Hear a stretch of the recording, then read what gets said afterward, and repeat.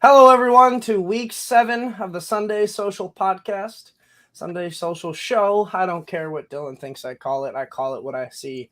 You're just on a roll this morning, man. It's all right. Before we jump into it too deep, though, make sure you hit that like and subscribe button down below. Hit the bell up at top if you want to be notified when these shows come live. It is very fun to have these shows with you guys. And then make sure you check out fantasy6pack.net/plans.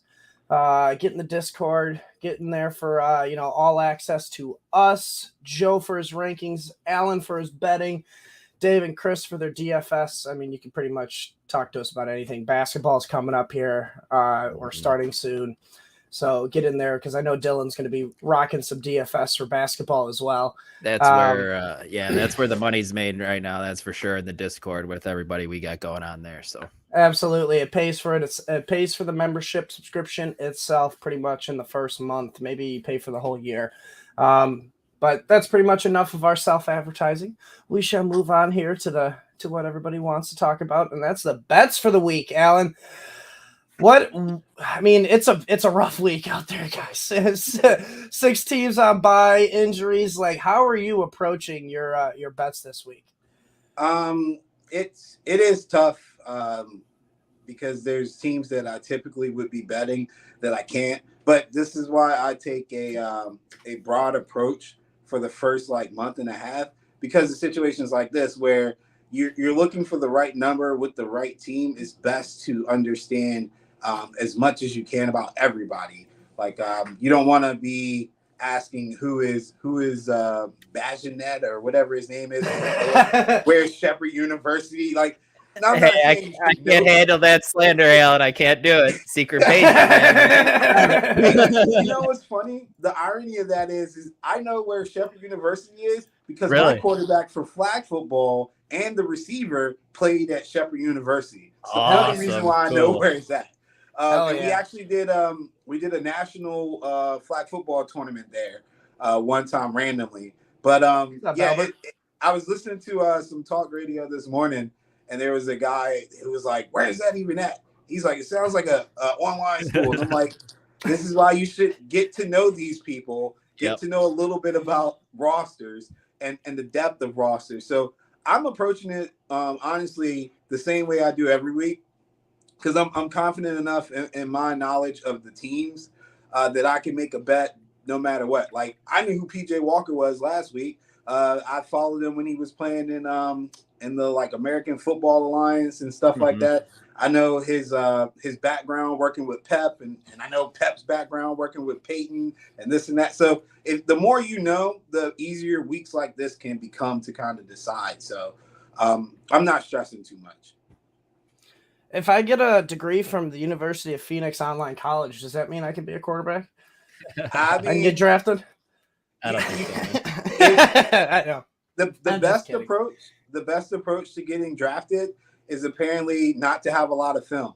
So just do the Trey Lance thing. There you go. He played 3 games, literally 3 or 4 games, and he got drafted. Just show the ability to run the ball. Mitch Trubisky effect too. Same shit happened. Yeah. So I just had to ask you, get your how you approach this week with it being so rough. But what are your top 3 bets for the week? So my prop bets is Bijan Robinson over 3.5 receptions for this week. I think that's a good spot. The Bucs are a really good run defense still, and I talked about that on the podcast this week. I believe they're still top 10. In the games where they've struggled to really establish the run, Robinson's getting 7 looks a game, man. Maybe even more just than that sometimes. Yeah, and he's averaging around 4.5 catches a game as well. And a lot of that has to do with Desmond Ritter's tendency to just dink and dunk. He's not a deep threat, throw the ball down the field type guy. And then I think that the linebackers can be had for the Buccaneers in the passing game. I think he sets up for a good matchup as a receiver today. And that's something I had complained about, 3-4 weeks into the season, that they were using him a little too much in the passing game. But I think today is the perfect time to actually implement that as a big part of your game plan. I also like as a kind of a long shot play, Robinson to score, looking like at a screen or something like that, something like we saw the first couple weeks where they get him in the slot, throw him a little flare pass, and just let him operate in space. I think there's an opportunity for that too, but I didn't put that as like one of my official top 3 bets. It's just something like a long shot. Sam Laporta, the Detroit Lions tight end, I got him over 42.5 receiving yards. I just think that on the road with a defense that it has a tendency to be a little overrated based on the competition that they played. I think Laporta sets up for a good safety valve for Jared Goff, who's probably going to look to get comfortable and get established early. And I just feel like he's going to get a lot of targets, a lot of space to work today. And then if you ask me, I don't think the secondary with the Ravens, they play a lot of man-to-man on third downs especially. I think that sets up for a better matchup for him to get passes and get yards after the catch. I'm looking at maybe 3-4 catches today, but probably around like 11, 12 yards a catch is what I'm hoping for. And then Puka Nacua, man, I think we're getting some value here. Anytime the score is almost 2-1 for Puka Nacua, which I understand Cooper Kupp is back, but this is a tandem. This is a tandem offense. And if Cooper Kupp gets 10 targets, then Nacua is going to get at least 8. I don't think they're that far apart for the value to be like it is. Cooper Kupp to score anytime is plus 105, but Puka Nacua to score anytime is almost 2-1. Like, I got to take Puka, man. I gotta take a shot there. I like that, especially being a Puka owner. I need to take down Ike this week. It's bad. It's bad. Yeah, he could slit my throat and end my season right today. So I gotta go on, Noel. The spreads. I like the Rams today at home, favored by 3 against the Steelers. I mean, they really Pittsburgh has one of the worst offenses I've watched all year. Yeah, and I say one of the worst because at least once a week I'll watch another team and be like, dang, they just as bad as Pittsburgh. Who was I watching Thursday night's game? Oh, my God, the Saints? That was painful. That was so painful. It, made my eyes bleed. And believe it or not, even as bad as they looked those first, 3 and a third quarters, they were still probably better than the Steelers. The Steelers are just awful. Pittsburgh has 2 plays. They've got the back shoulder fade to Pickens, and then they've got the deep route to Pickens. They don't have anything else. If they draw it up, we've never seen it. So I think the Rams are a top 10 team, but not getting top 10 love here. And so I think this line should have gotten more action. I think it should have been more 4-5 point range, but they've got it at 3. So I'm gonna lay the points here with the Rams. I like that one. That's why we got you, Alan. Though we got you to point out those just egregious lines to where you're like, all right, guys, this is easy money. Go get it. Yeah, I thought it was crazy. The other line didn't stay there long. It took a lot of action, was my Eagles. And I say my Eagles because when they're low total favors, I'm always on board. But I got in on Philly at -1.5. It's up to 3 now. And I figured it would take some action. I mean, this is the same situation that we saw with the Bills hosting the Dolphins. They just don't do well against physical teams.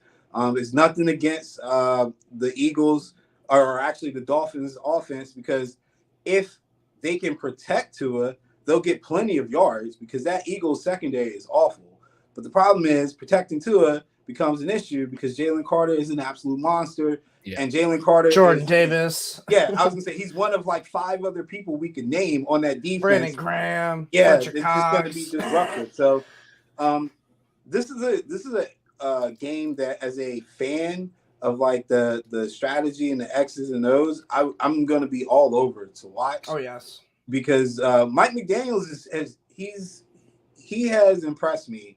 Which I know some people probably like, who are you? But I'm the most pessimistic person when it comes to coaching, and I will slander people who cover and drop 40 because of a 4th and 2 call they made 2 weeks ago. But Mike McDaniels has practically been flawless, and I'm impressed with it. I prefer his play calling over Kyle's, and Kyle is my coach. So I think it'll be interesting to see if he can scheme something up to protect to it. I would assume it just comes down to getting the ball out of his hands quickly. And then from the defensive standpoint, the Eagles, man, they cannot go man-to-man at all today. Like, if they show man-to-man, it's a wrap. Like, it's going to look just like when Tyreek Hill got zero coverage against the Giants. It happened one time, and it was a touchdown of like 50 yards. Like, you can't do it. So I want to see if they can be disciplined enough as a staff to manage the game from the sideline, because on the field, I don't think there's ever an issue with Philly. I think it's the sideline, which is what we saw last year in the Super Bowl, that ultimately lets this team down. And then there's a lot of dogs you could play today, honestly, if you want to take a chance. I was crazy enough to lay some money on the Patriots to win outright. If you check my Twitter, that is crazy. Yeah, if you check my Twitter, I usually do, when I do like my dog rankings, I put like an emoji beside it. Well, today I decided to do band or artist titles of like songs, and so Aerosmith was from Massachusetts, so I put the Patriots #1, but I put the song "Dream On" because we're definitely dreaming. We're definitely dreaming. Gonna be singing that as we're watching the game. Yeah, and if they win, I'll be singing "Don't Want to Close My Eyes," man. I'm in there. But the thing is, sometimes with the NFL, and for new gamblers and seasoned gamblers, you have to get comfortable with taking chances. And all this stuff is calculated. I go back to my parlays that I put out on Twitter. I've only won like 3, and I put $25 on each parlay. But the one that I won, the 3 that I've won was 7-1, 10-1, 13-1. So in the long run, I have made more than I've spent. Yep, but from a percentage wise, it's terrible. That is the science behind betting dogs. You're not going to win more often than you lose. But the kicker is, when you do win, make it worth your time. If you bet the Patriots every single week, you're down. But if you bet the Patriots as a 6 or 7 point dog, money line, I think that's probably happened like twice this year. You're gonna be up if they win today. Right. So just keep that perspective when you're doing dog betting in the NFL. You're not gonna get a lot of UVAs beating North Carolina in the NFL. That doesn't happen. But if you work it right, you find these spots where we just got a struggling Bills coming up and everything, you can find value in that. And so I've done pretty well with dog betting this week or this season. So I was bringing it back. Patriots were at the top. Like I said, that's super risky. Probably be over in the first quarter. Who knows? But the other two I really like to have a chance, and that's the Lions and Falcons. I think they have solid chances to win. The Falcons especially, because they're in a spot where they need to bounce back.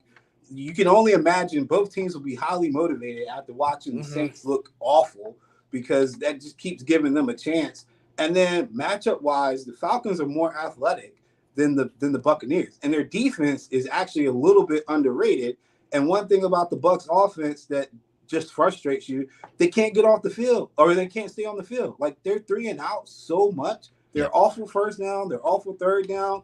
The only thing that I can see happening in this game is that Arthur Smith just sucks. So I'm hoping that even with him sucking, that the team can overcome it. But those division dogs, man, that's where you would definitely get your money. And if they're in the NFL, if the home team is more than a touchdown dog, you're obligated. You're obligated to play the money line. And that's the Patriots this week. And so I like I said, I just like to take the risk, and I'm in there.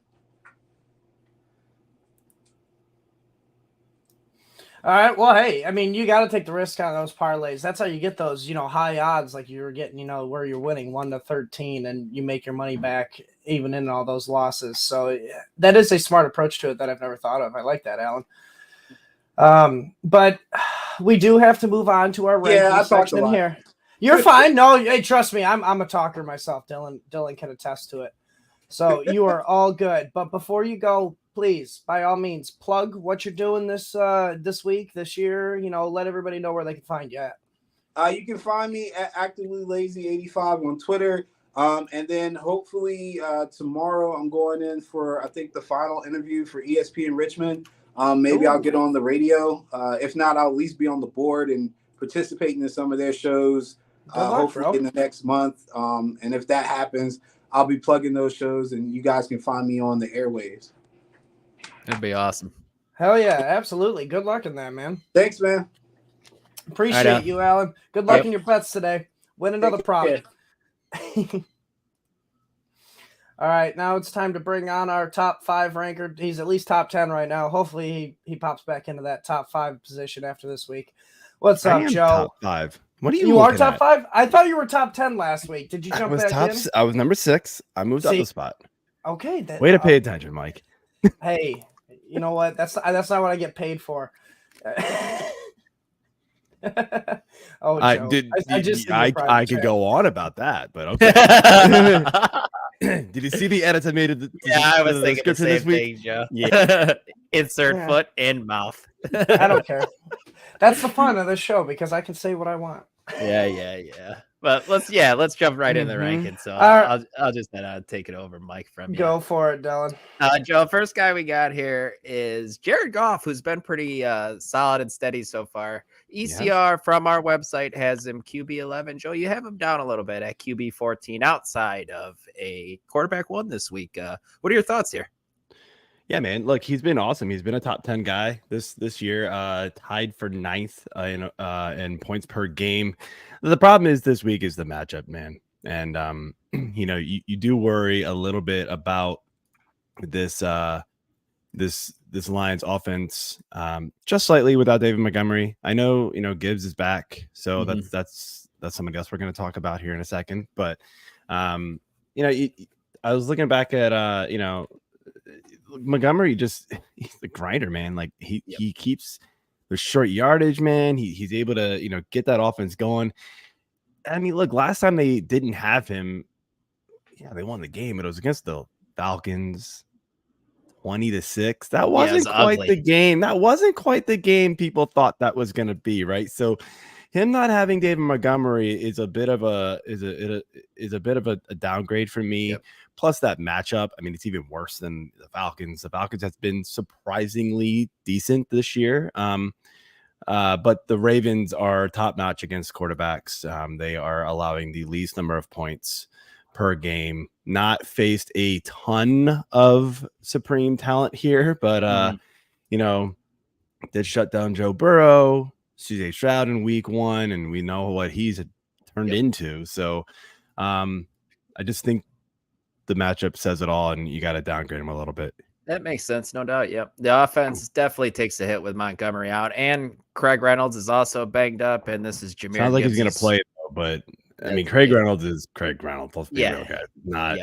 If you were excited to start Craig Reynolds, which I know probably people were because this week sucks, but it's scary. I was one of them, sadly. I picked him up in a few spots too. And I mean, he had to. People are desperate. We talked about it on Thursday night, Mike. I mean, people were desperate for running backs. Very desperate. Just dropping the hand into the hat, be like, "Oh, look, this guy, sweet. Let's put him in." Yep. Give me some Jerick McKinnon this week, some Keontae Ingram. Like, that's I think how Jerick bad McKinnon it over is. a lot of these dudes will be able to pick up with the waivers this week, including every single Rams running back. Yeah, that's which I know you're probably going to get 3 million questions on. Good luck with that one. Yeah, they're just a nightmare. We got the question on Friday. It's like, hey, I got like 5 running backs on bye and injuries this week. Give me some deep RB sleepers. And I think the best one we could come up with was Jerick McKinnon. Like, it's really that rough right now. Who he's exactly in my Kings Classic League, the snake draft league, we are dying at running back like everybody else. Keith texted me this morning. He's like, "Hey, by the way, I picked up DJ Dallas because I don't think Charbonnet is going to play." And I was like, "Yeah, sure, why not?" Yep, we're at that point in it. It's that bad. 14 we can do worse. So it's even worse, man. Yep. Oh man. But yeah, let's talk a little bit about running backs who you are starting in your lineup if you have them. And the first one here, Joe, is Bijan Robinson. And Alan talked about him at the top a little bit in a positive way. ECR from our site has him as RB8. Joe, you have him down a little bit as a borderline RB1 this week as RB11. What are you thinking here? Is this matchup based as well? It is. Tampa's been pretty stingy against the run. You know, I know a little bit of help from losing Montgomery early in last week's game, but you know, they've shut down a lot of pretty good running backs. I mean, the best we're seeing here is about 14, almost 15 from Swift and Kamara. I mean, that's not going to get you much higher than like RB10, right? I mean, most likely, unless it's a really bad week, which this could be. At the same time, though, like when you really look at it, man, Bijan has been just kind of okay. Yep. Now, take this into consideration. What we're talking about is my half PPR rankings. That's what we focus on a little bit more in this. It's kind of the middle ground, and also that's what Fantasy Pros does their accuracy contest using is half PPR. And I mean, if you're looking at half PPR rankings right now for running backs, Bijan's firmly planted at RB10. And if you go at points per game, he's even lower. He's actually RB16 at 13.2 points. You could argue he's going to go lower than that this week. It's not been great for him. He hasn't had like the monster rushing games. He's just super heavily involved in that passing attack, which is making him seem more valuable, especially since there's so many players that play PPR formats. Just in consideration, like last week, 12.6 points. The week before that, 6.3 and half PPR. If you change it to full PPR, 13 and then 8, like he's so heavily used in that passing game. He gets just a slight boost. The problem is he's not scoring touchdowns right now, and that's really limiting his upside. Those are randomly all going to like Jonnu Smith. Right. Which, hey, tight end 1, baby. Yes, not the number 1, but right. He's a tight end 1. Who don't saw say that like him and Kyle Pitts both last week? Yeah, from this offense, man, is 2 top 12 tight ends this week. Probably you act like being a top 12 tight end is some sort of accomplishment. Yeah, man, that's all we're looking for. It was sarcasm, Mike. Welcome to the show, man. That's like me being proud of my 10th grade reading level. You're funny, man. All right. But anyway, the next guy here we got is Jahmyr Gibbs, is coming off of. Sorry, I clicked on Brian Robinson, by the way. When I gave you those stats, those were Brian Robinson. I was like, those seem really low. Sorry, even higher. So let me backtrack just slightly. So it was 10.5 last week, 10.8 the week before, 16.2 the week before that for half PPR. If you increase at the PPR, I was wondering why those stats didn't line up in my head. You give him like an extra 3-4 points per week almost for PPR. I mean, he's 8 targets last week, 5 targets 2 weeks ago, 6, 5, 6. The only game he didn't have a lot was Houston, where he only saw 2 targets, but he did get the touchdown, thankfully, in that game. But, again, he's just not really scoring. And, he's only gone over 100 yards twice rushing. So, again, matchup just doesn't favor him in this one. Sure. Yeah, absolutely. Fair. The next guy we're going to talk about is Jahmyr Gibbs, who's coming back from injury. No David Montgomery. The last time Montgomery was out, Jahmyr Gibbs saw the bulk load of the carries. I think it was 17 around there or something. ECR has him as RB17. Joe, you're much higher this week. You have him as RB12 and an running back 1 this week. Yeah, I'm going back and forth on this one, honestly. Like it's tough because the workload is going to be there. You mentioned that already. So in week 3, when David Montgomery missed, and this was a healthy Craig Reynolds at that week, right? Craig Reynolds saw 13% of the rushing attempts, which equated to 4. Jahmyr Gibbs saw 17. He also ran 17 routes. Yes, he only saw 1 target, but that is a massive number. Yeah. Yep. Right. So I think volume plays here. They deemed Gibbs healthy pretty early in the week. Craig Reynolds is still on the questionable side. It sounds like he's in line to play, but they've already talked about how they're gonna have to give Gibbs work. And there's one coach that like you seem to believe it is Dan Campbell. Like he says it straight up for some reason. And like he said it, earlier, like a couple weeks ago, like David Montgomery's going to be the guy. Gibbs is just another one. And now it's flipped because Montgomery's out. And so just hope he's not a jinx, because as soon as he said that, Monty went down. Right. Yeah, but I don't know. I just think right now, it's just a volume play, really. And yeah, I mean, it's not a fantastic matchup for him, but honestly, the one way you can sort of gain some ground on the Ravens is through the run game. They're kind of middle of the road. So right on. All right, let's head on over to wide receivers. Joe, and I'm going to lump these two together since they're teammates. Sorry, I should have let you know beforehand, but DK Metcalf, Tyler Lockett. ECR is DK wide receiver 14. Joe, you have him as wide receiver 19. His teammate, Tyler Lockett, he's less fancy, let's call it. More of a, and then he is, Joe, you likes to fall down after he catches the ball. Yeah, right. ECR has him as wide receiver 19. Joe, you have him as wide receiver 15, ahead of DK Metcalf. What are your thoughts here? I know Lockett has been better, and you seem to think that's going to continue. Yeah, I mean, so Metcalf's pretty boom bust right now. Mm-hmm. I think he's also banged up. Like he's not totally. He's a game time decision this week, right? So, I mean that plays into it too. I'm trying to think. I'm blanking right now on who they're playing. Playing the Cardinals. Yeah, I mean, pretty favorable matchup, honestly. Although the Cardinals have been like, kind of stingy at times, but they're still allowing just like crap load of points to receivers. So I mean, they could both go off. Lockett's just kind of, this feels like the safer play for the most part at this point.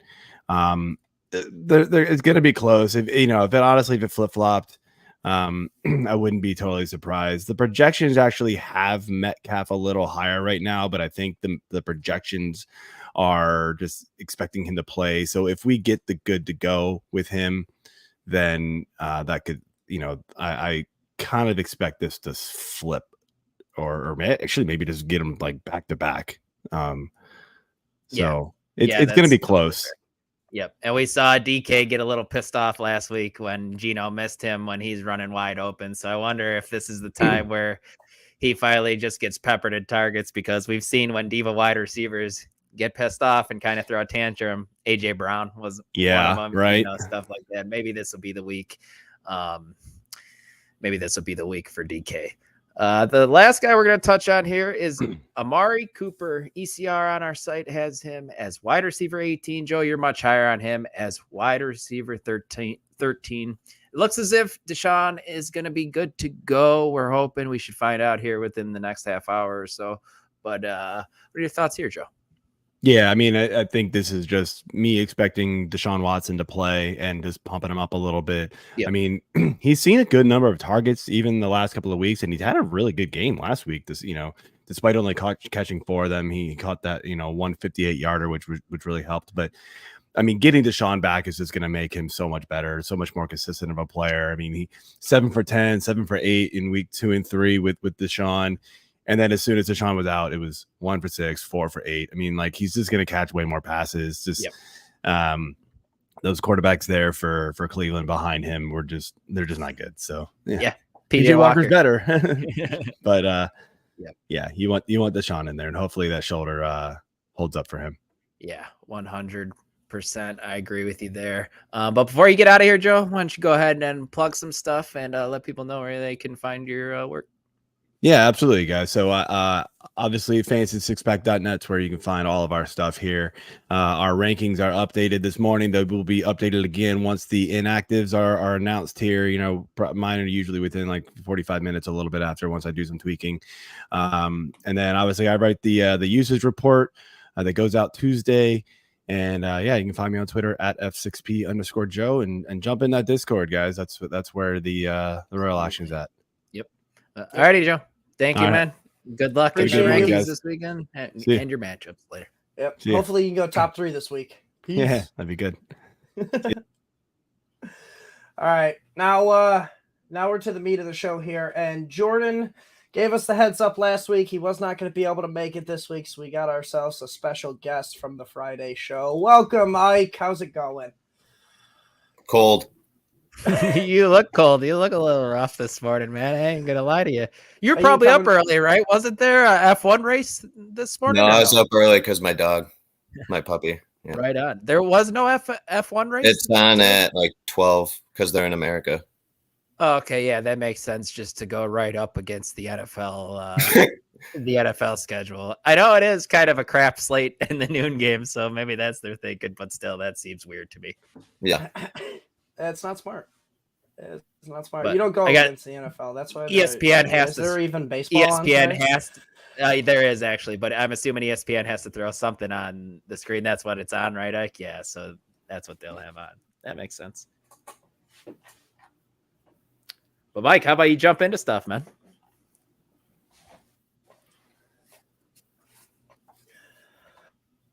All right, here I'm trying to load up all the questions. Got a decent amount here. Yeah, I was gonna say, do you just want me to help you out, or?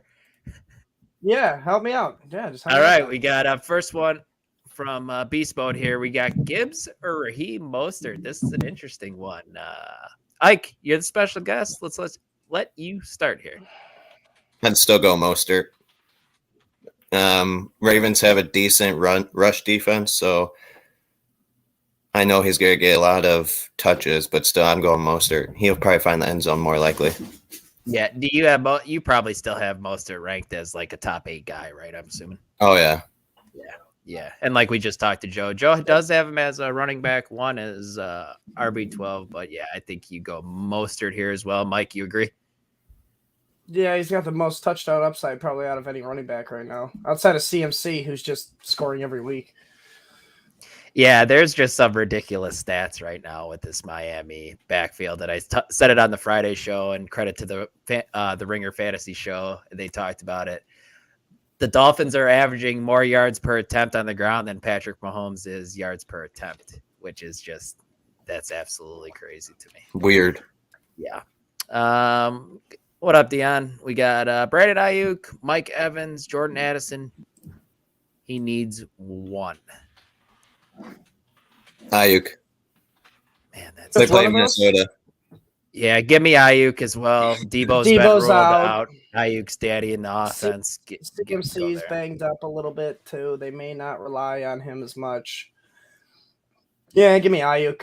Yep, clean sweep there. And then we got Dallas Goedert or Sam Laporta. Give me Sam Laporta. I'm going Goddard. Really? It's going to be a shootout more than likely. And Ravens, again, are pretty good defense. Yeah, that's totally fair. I'm going to go ahead and back Allen's prop bet today that he had. I'm going Laporta as well. Going over on his receiving yards, so I'm gonna follow that, and I'm going to go Sam. It's hard to argue with Laporta's volume. Mm-hmm. Next one, another one from Dion. We got DK Metcalf, KJ Osborne, Tutu Atwell, Josh Reynolds, Rashee Rice. No, not Julio Jones. Not already. Julio Jones. Where we needs one. All right, DK. So scratching Julio. We're not playing him yet. Yeah, I think it's DK here as well. Plays Cardinals. Yep, just talked about him for a little bit with Joe. Man, as like well. Joe said, Metcalf. He's been struggling, but I lean Metcalf out of this bunch. Yeah, totally fair. This could be the week where he breaks out. So, sorry, we forgot the defensive question there. We got where do you want to go here, guys? Philly, Tampa Bay, or Washington? Washington. pull up the schedule. Who does Washington have, Ike? Giants, I believe. I do like that. It's probably going to be Tyrod Taylor. Yes, they do get the Giants. Tampa Bay gets Atlanta, which could cause some turnovers against Ritter. Saw that last week. And the other one is Philadelphia. And the Dolphins don't really want to do that one.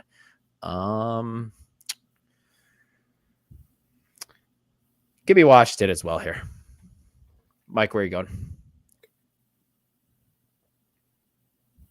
Now you're muted, pal. Washington as well. I know. I figured that out before you said it. Washington has the better matchup. Philly's matchup sucks. Tampa Bay, I just don't see that. Man, Ritter's been giving a lot of turnovers, but I think that could stop today against Tampa Bay because they're run. They stop the run. They don't stop the pass. Yeah, and Washington's beat of their defense is their defensive line, and just to think what they're going to do to that Giants offensive line, I agree. I think it's Washington for sure. Another defensive question from Dion. It's John. The Ravens, the Raiders, Tampa Bay, or Washington? I'm going to say Washington again. Washington. Yep, still Washington. Vegas isn't bad. If Max Garoppolo Crosby, was playing, you want sacks, Max Crosby's probably going to get. Yeah, I do. Yeah, that's very true. Go ahead, Mike. But I'm just worried about Brian Hoyer, because that's the thing there. It could just be turnovers. Sure. Both sides. I mean, Hoyer and Bagent. I mean, I'm so excited to watch every minute, every snap of that game today. I can't wait. Probably going to get like 2 minutes on red zone coverage. If that. Yeah, probably not very much. That's for sure. Unless, secret Bagent man time, man. We got Tyler Higbee, Kyle Pitts. Need one of those. Give me Kyle Pitts. Keep rolling. Easy. Yep. Higbee is a non-factor now with Cup back. Yep. Mike, clean sweep there. Yes, sir. Jordan Addison, Drake London, Jerome Ford, one for his flex. That one's easy. Ford. Jerome Ford. Yep. Jerome Ford. Okay. Give me that cake matchup against the Colts. Yes. And Kareem Hunt is banged up, so. I do want to say Drake London here. I really do, just because of what he's been doing lately. Just like you don't want to say Kyle Pitts ever. No, I like. You don't want to play two Falcons players. No way. That's fair. Give me Jerome Ford as well with you. That's the tiebreaker. No two Falcons players in the lineup today. What's up, bro? We got Curtis Samuel or Deontay Foreman here. This one's close. I'm going Curtis Samuel. Dude has been wide receiver 2 or better 3 straight weeks, so he's getting the shit. I like the way Foreman looked running the ball last week. He's not going to do much out of the backfield. Obviously can't pass block. If you watched any of that game, that was a nice. Travis Homer is back, though, isn't he? Yeah, that could eat in. Yeah. That's a good point. Third down running back there. Give me Curtis. He's been so rock solid the last few weeks. That's where I'd go. Mike? I actually lean Foreman here. I mean, we saw Ramondre Stevenson score his first touchdown of the year last week. So I mean, wouldn't be surprised if Foreman falls in the end zone this week. All right. Next one here from Nathan. Which 2 wide receivers should I start standard league? Zay Flowers, Rashee Rice, Jacoby Myers, Deontay Johnson, Christian Watson. Give me Christian Watson here with the touchdown upside and a really good matchup against Denver. So I think he is probably a must play because it's Denver. And then I'm going with Flowers. Why not? I think he's the best talent of the guys left. And he got a touchdown last week. Maybe he'll continue this week. Yeah. And he's definitely the alpha in that offense as well. I know Jacoby Myers is intriguing. It really is. Kyler Gordon is back. I just don't like Brian Hoyer throwing him the ball. Yeah, it's definitely that idea. Devontae complaining, so. Yep, they're on the temper tantrum, and we talked about it while we were going through the rankings when diva wide receivers do that. So it could be the week for Devontae Adams. Yeah, so Zay Flowers and Christian Watson for me. Mike, what are you thinking? I really want to say Deontay Johnson, but it's hard to trust him coming off the hammy injury right away. And their offense sucks. Yeah, it's 100% Zay Flowers. Give me Christian Watson because of the Hoyer start. Otherwise, it'd be Myers. Even in the matchup, I think Christian Watson could have a big game this week. Rashee Rice isn't bad either. He's a touchdown guy for Mahomes too. I mean, not as get him on the field more. Yes. Get him on the field well, I mean, I'm just worried Watson may only have like 3 receptions today, but one of them's going to be for 70 yards and a touchdown. Right. Yeah, no, I could definitely see that happen. Dustin, good morning to you as well. Deontay Johnson or George Pickens? Right. This is a tough one. This is a tough one, and I was looking at the rankings, and everyone does have George Pickens ahead of Deontay Johnson. And you guys were both pretty fast on George Pickens, so why don't you explain your thoughts here a little bit, Mike? Starting with you. Just this week, I mean, coming off the injury, they're probably going to – I mean, there's probably going to be a snap count or maybe even a target count on Deontay Johnson's workload today, so give me Pickens. I mean, they may even use him sort of like a decoy-ish type of player. Wouldn't be shocked. Like, anything to add to that? No, just that he out-targeted him week 1. Granted, Deontay got injured, but still, Pickens is a part of this offense. And then a second part of the question, would you play both instead of playing Curtis Samuel on the flex, or would you pick one and play Samuel? Curtis Samuel on the flex. That's a good flex. Pickens and Samuel. Yep. That's fine with me. It sounds ugly, but it's good. Yeah. Start 2 running backs. Pacheco, Ford, Rashee Rice, Darrell Henderson, Javonte. Man, in a world where there's not many running backs who are viable, you have some pretty good options here. I'm a little first 2 though by that. Pacheco and Ford. Yep, that one's easy for me. I just got the update. I just got the update. All signs point to Christian McCaffrey playing Monday night at Minnesota. Nice. All BS aside, Philly or Miami defense?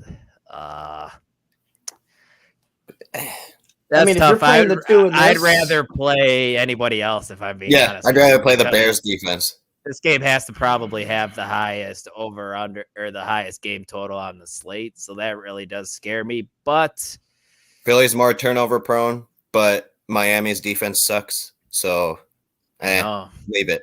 I wouldn't. I actually think I would go Philly if I have to pick one of these two, because they could get Tua once or twice. And an interception possibly. So I think I would lean there just because they're the better defense as a whole. So I think I would go Philly, but I would really look for any other option on the waiver wire. Like what? Yeah, that's going to be. I'm so excited for that. Seahawks. I don't care. Hopefully, there's 100 points scored in that game. I'm excited for that one. Next one from Dion, we got Josh Allen, Tua Tagovailoa,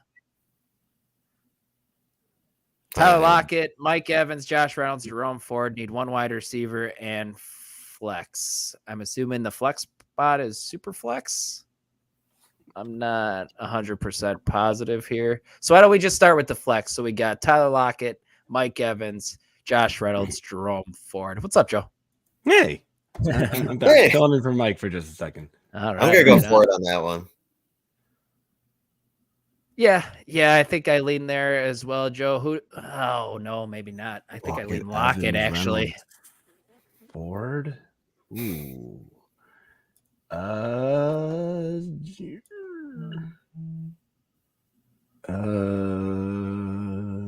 Man. Or is it super flex? Because why is Allen? That's what I mean, Dion. If you could comment on us and let us know if you were just asking a quarterback question between the first 2 and then the rest were a flex, or if it's a super flex. So for me it's Evans and Lockett, unless it is a super flex. And then obviously it's the quarterbacks. But yeah, if it's if it's receiver and flex, it's the 2 receivers. It's Lockett and Evans to me. And then if you're picking out of the quarterbacks, it's Allen. 2 is super close though, man. That's a good combo. Yes. Sucks you can't use both of them unless it's super flex. Yep. Who's your other quarterback if you can't use those 2 though? Right. You're right. We got Josh Reynolds or Gabe Davis. Needs to pick one. Give me Gabe Davis, higher upside here.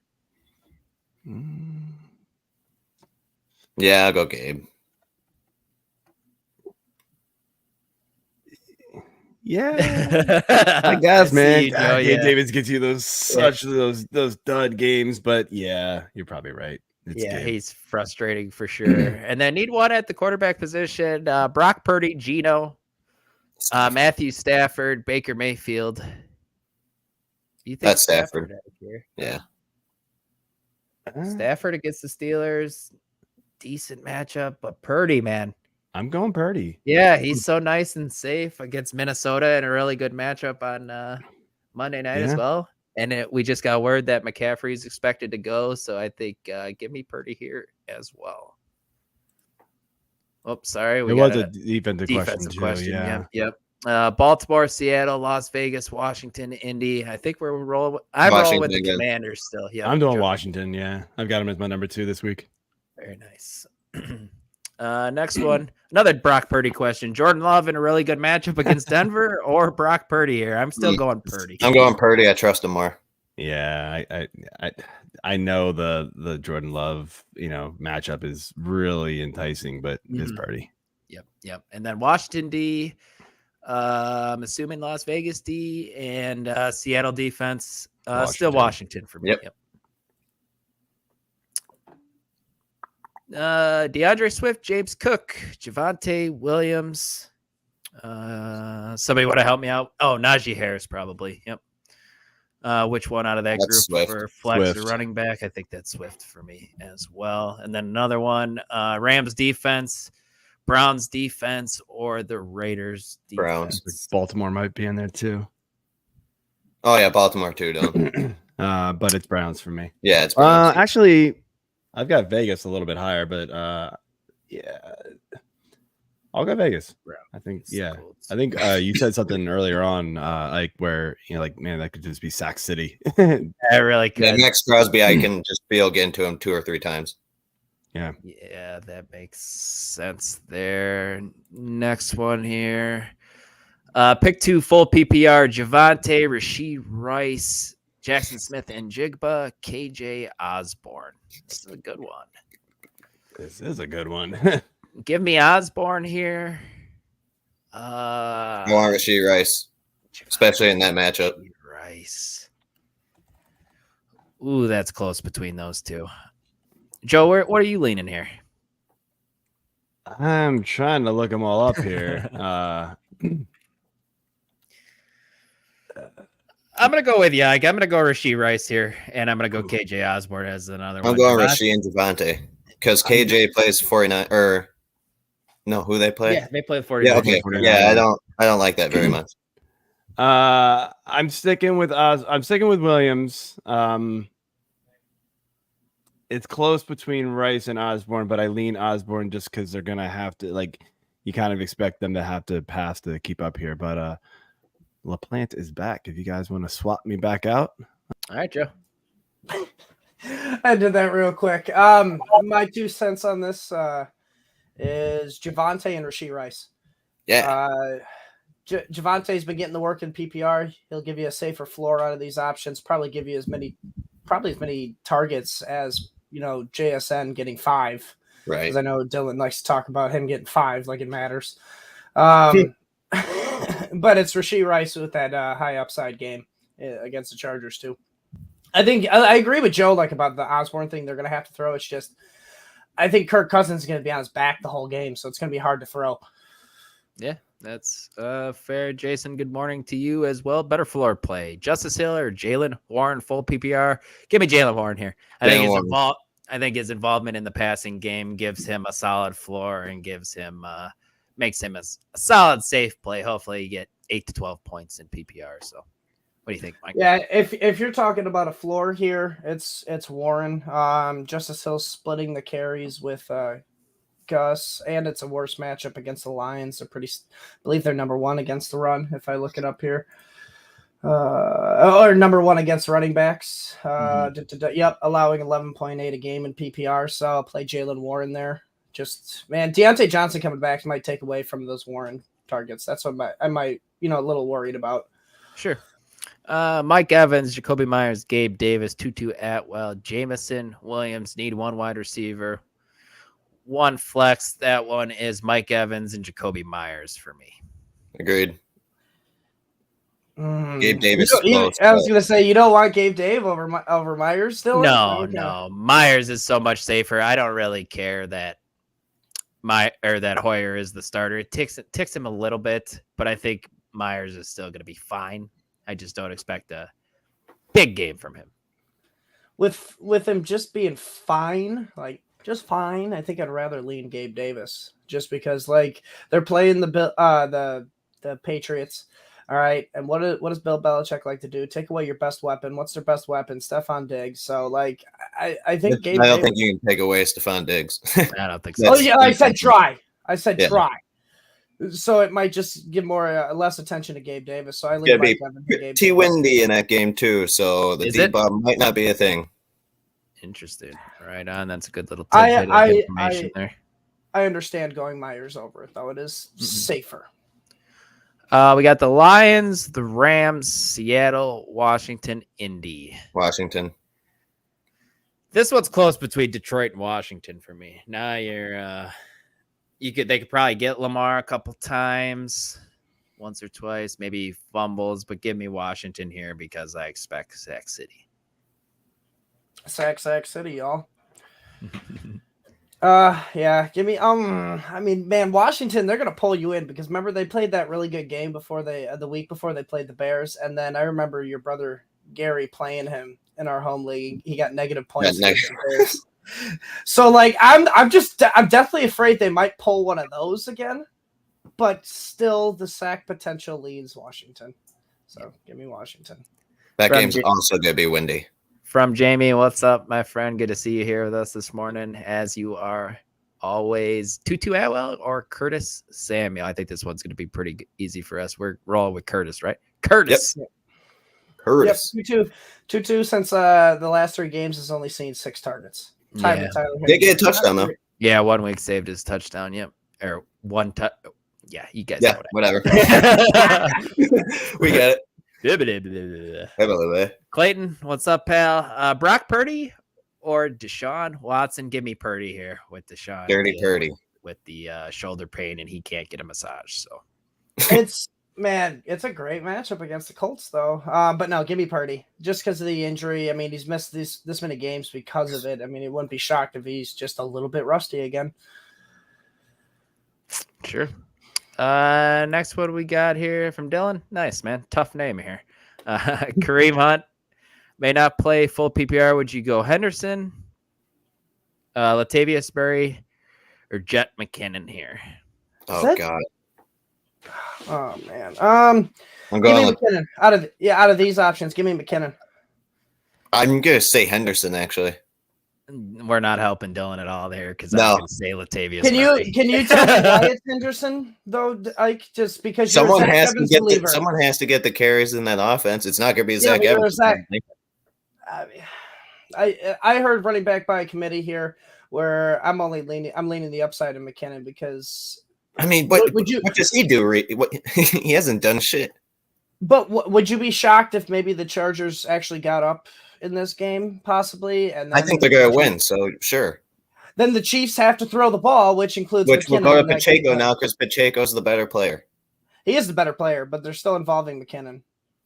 Barely. I mean, if you want to talk about a safest floor here, it's Latavius Murray. That's fair.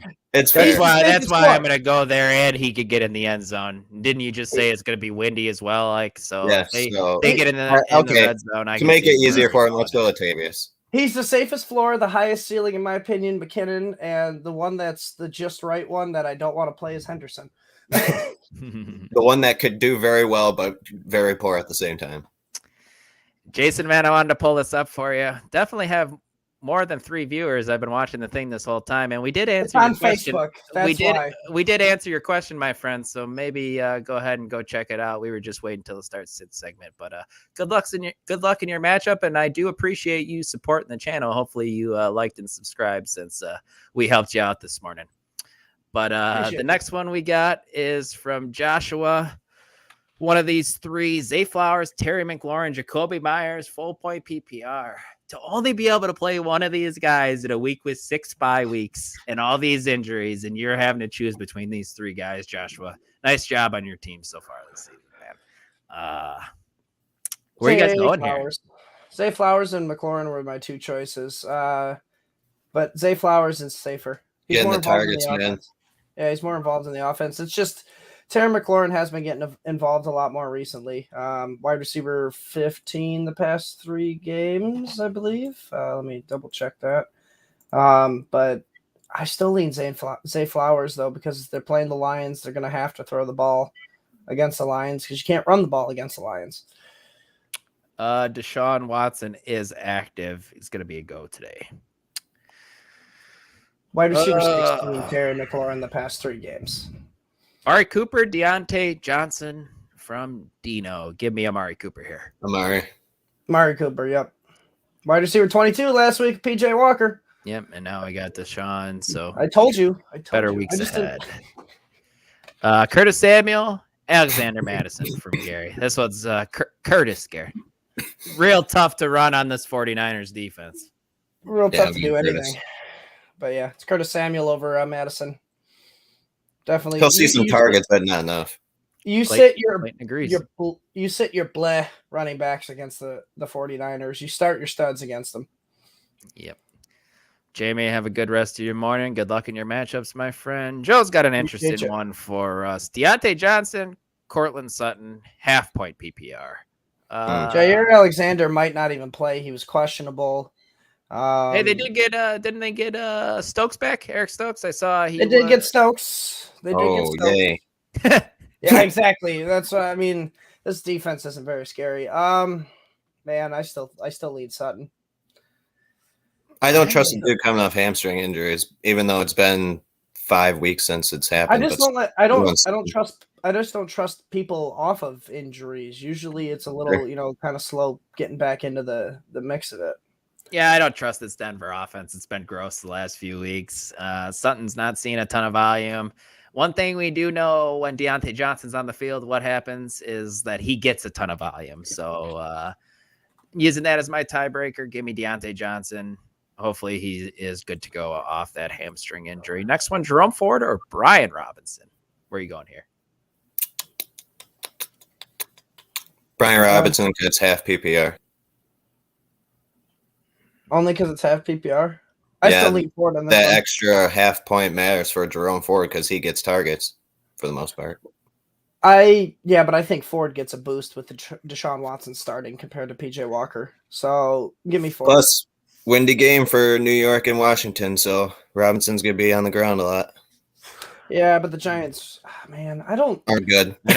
This one's close. I think Giants aren't really good anywhere. Give me Brian Robinson. Something's telling me give me Brian Robinson here. I think that's where that's probably the one good thing about the Giants is their D line. I can't really name anybody else. Like they got Dexter Lawrence. They got who's the guy that they got from the Jets? I can't remember his name. They got Kayvon Thibodeau. They got Kayvon Thibodeau too. Like it's not very good right now. Their D line is probably their best part, so that's why it scares me. I lean Ford. Yeah, I believe they're back to back in your rankings, Joe. Is Hardman playing today? Maybe start him. No. Dion, no. I would stay away if possible there. Fucking Gary. What now? He keeps dropping and adding Royce Freeman. Don't know if I want him or not. That's awesome, man. Just keep adding dollars to the pot in the home league. It's the home league, right? Yeah, that's like his third time adding every time. Yeah, in our home league, every time you make a move, it's $1 that gets added to the player payout. Player. Yeah, that's so that's I like it, Gary. Keep going. Keep going. That's funny. We got another live one from Dean. We got Christian Watson or Jerry Jeudy. Give me Christian Watson because of the matchup against Denver. Agreed. Yeah, but I hate going solely off matchups, man. They can fuck you. Trust me. I know, but I wasn't one of them, but everybody loved. I shouldn't say everyone. Most people in this industry loved Christian Watson heading into the season. Why are we kind of same with Jeudy off of it now? That's true. The hammy. He's good. He's been back, man. I think. I'm pretty confident in saying Christian. I'd go Christian Watson. Yeah, it's Christian Watson. I'm just not confident about it. No, you don't have to be. Dean, it's ugly. It is, but it's Watson. Definitely ugly in them streets. Where do we got here? I got some more questions. Trying to see if I got any more inactives. Nothing really important. Nothing.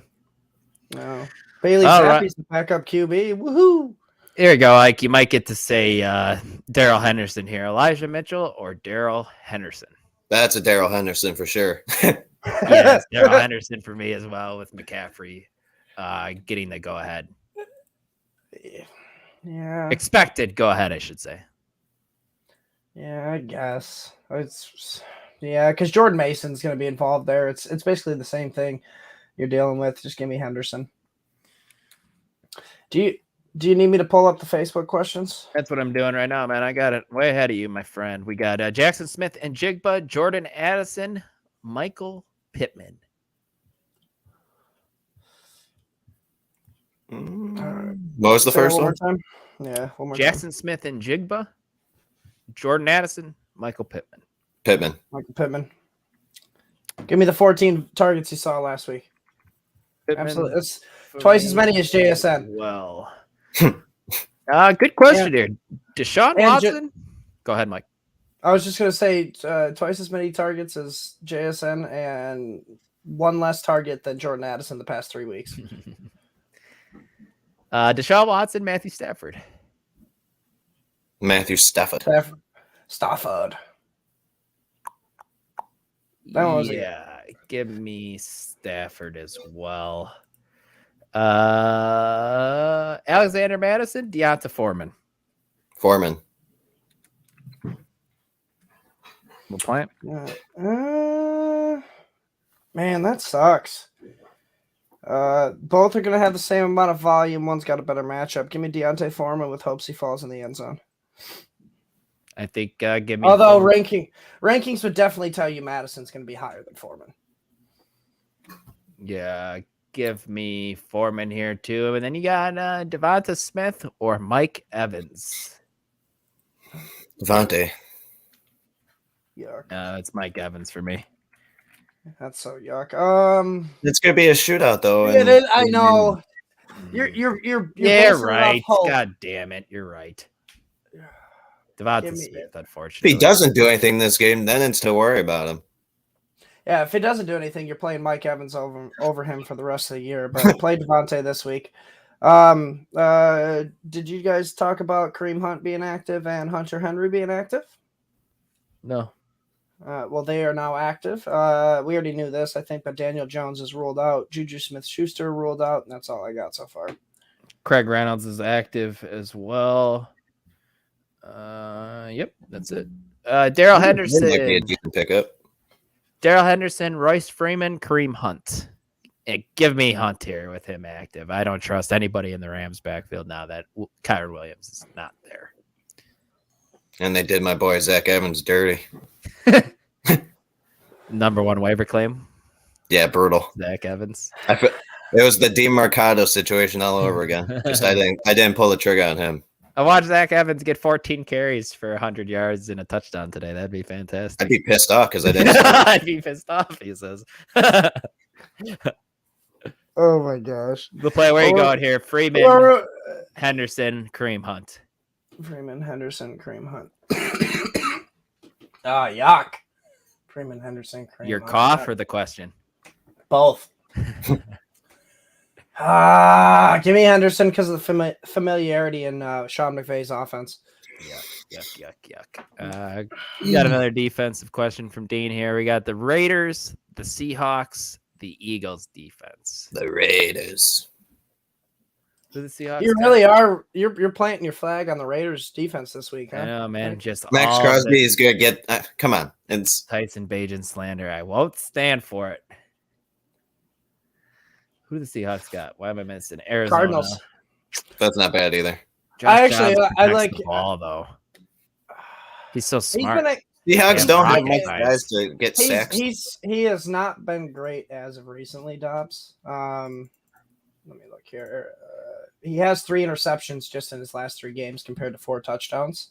Mm-hmm. So I actually lean the Seahawks defense in this one. I think Raiders. I lean side with Ike here. Even though I think Bajent's going to be fine. I could see Max Crosby strip sack, a few sacks themselves. Oh yeah. Bears offensive line struggles. So give me the Raiders. Next one, Najee Harris, Deontay Foreman. Damn. It's Foreman. Who do the Steelers play again? That is the answer. The answer is Foreman. The Steelers get. Why are my eyes not working right now? Is it the eyes or the brain? The Rams. They get the Rams. I was gonna say I'll just look it up. I haven't pulled up. I just can't. Yeah, I'm scrolling through. Can't find them, but it's the Rams. God, Najee, you're so bad lately. Yeah, give me Foreman. Najee, you're so bad lately. Yeah, I'm Foreman as well. Yeah, Najee's killed fantasy teams all over the globe. I mean, you got him more in like the second, third round, but yeah, he's been killing you. Yeah, he's got one game over double-digit fantasy points. I drafted him and Dameon Pierce in one league. How do you think that's gone? When considering Pierce is on bye this week, not good. Not good at all. Russell Wilson, Geno Smith. Give me Geno. Chef Geno, let him. Geno. Man, yeah. The Cardinals, man. Yeah, give me Geno. It's ugly. I don't want it. That's one of those ones where you could go Russell Wilson, and I wouldn't blame you. Another live one here from Clayton. Are we feeling okay starting Dobbs against Seattle? He's my only option in my one league with Fields out. It's not atrocious, Clay. I don't think he'll be awful. Seattle's defense is fine. Nothing special. Their corners are very good. I don't love it. He's probably, Ike, I'm sure you have him ranked as I don't know how many. He still should be. He's a super flex guy. You have him as a bottom 20 guy, though, probably this week. Yeah. It's not ideal, Clay, but if he's your only option, hey, I'm hoping for him, man. Hopefully he has a good day. We're always hoping for points to be scored in this offense, so maybe or in these games. So hopefully that happens. That's the most important thing, though, is he's your only option. So you have to go with it, and just you know what? Sometimes desperation works out. This is a real question, guys, and this might be able to help Clay out. Would you start Tyson Bagent or would you start Josh Dobbs? Dobbs. I wouldn't. I'm really trying to. Okay. I'm not going to. You would start Bagent. I'm not going to do the Homer thing. You're not a thing. It's not. He's not going to be a thing. I'm sorry. You have one quarterback in Bagent who's had 1 week of practice with the team, where Dobbs has had 6 weeks of practice with the team. First team. Okay, yeah. That's my point. Is Dobbs just has more experience, even though they're probably the same talent. I think Bagent. I think Dobbs is way better than Bagent. Bagent's not. I agree. If he was, he would have went to actually a D1 college. He had a chance. I see. Yeah, we'll talk about it after the show because I don't think anybody wants to hear my Tyson Bagent rant. But I said it on the Friday show. Leads all college football in touchdowns thrown, yards. That's cool. thrown. That's so easy to do when you're playing against Case Keenum. Keenum also has that record too. He also had a chance to transfer to a bunch of different places, and he decided to stay. Because he wouldn't start, and he'd be a third string on every other D1 college team. No, you're out of your mind. Stenson Bennett just won 2 national titles with Georgia, so you don't see him in the NFL right now. College wins do not matter. College stats don't matter that much when you're a quarterback and you've played, 5 years? I hear you. You don't think that experience helps him? It does, but look what it's doing. Look what it's. He's not playing the right talent. I look what the experience has done for Kenny Pickett. He's not been very successful. But you got guys like Brock Purdy who were 4 or 5 year starters as well. Played in Iowa State. Much better coaching supporting cast with Kyle Shanahan compared to Matt Canada or Matt Eberflus and Luke Getsy. Okay. Tyson Bagent's going to have more fantasy points than Josh Dobbs. Stamp it. You want to make a silly string bet on it? I'm not going to make a silly string bet about it, but I will make a 6-pack, a fantasy 6-pack beer bet. We got him back. Yeah, you can't get silly string in that hair, man. Come on. No, definitely not. It'd be an absolute nightmare. We're getting 6-packs today. What do we got? Clayton answering Dion's questions. Russ, Pickett, Minshew are his only other options. I would go with any of those guys. Who does Pickett got? What do they got here? Rams. We just talked about it. I'm so stupid, man. Well, thankfully you let me know, so I remembered.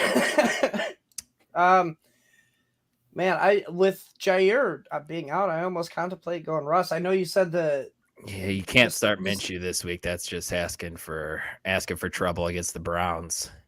Like it's between Russ and Dobbs for me. I'm so worried about Russ getting pulled at some point, and it's not necessarily him being atrocious. Jarrett Stidham. He's one of the highest paid backups in all of football. Sean Payton hates Russell Wilson, it seems like. That's what worries me. And Mike, do you think the Packers are gonna win today? Honestly, no. I mean, like, part of me thinks like no, because that defense, with all the talent they have, can't put it together, and like it could be a get right game for the Broncos. Like, I know it might be a get right game for the Packers offense, but it's the defense I don't trust. Yeah. So what's our final answer here? Dobbs, Russ, Pickett, Minshew. I'll go on Russ. You're safer going Dobbs, but I actually think Russ would be a higher ceiling play. I'm worried about the Seattle Cardinals being a dogfight. It's a divisional matchup. They know each other's plays. Like it could be lower scoring in that game where they're out of conference games between the Broncos and the Packers. I guess give me Russ as well, but you're asking for some danger there starting him. I mean, we're in week 7. There's 6 teams on buys. There's injuries to everybody, it seems like. So we're all playing risky. You got to risk it for the biscuit. Yep. Oh, next one here. PPR league, need a flex. Projected to lose by 20 if that makes a difference. Maybe it does. We got Gabe Davis, Curtis Samuel, Zach Moss, Javonte Williams, Devonta Foreman. If you're projected to lose by 20, you're going for the ceiling and playing Gabe Davis. But it's going to be windy. I think I still 30 miles an hour. I get the upside play, Mike. I do. But I think Curtis Samuels has a solid upside with a solid floor. Well, so I'd say solid floor. You're down 20. It's so early. Any one of your players can make up that 20-pointer. You just need a safe dude, and I think that's Curtis Samuel. A safe dude's not going to get you 20 unless you're talking. You don't need 20. It's how many? He still has a full team to play, probably. I'm just saying, the way he started off the question, it already sounded like he thinks he's going to lose and he needs to go for the ceiling play. If you're down 20 after Thursday, that's not even bad. I mean, it could be different scoring league. Like, you don't know. But I agree. The safer play is Curtis Samuel. Play him if you want to play it safe, but I still think the ceiling play is Gabe Davis. Clayton's going Dobbs, he said. Okay, man.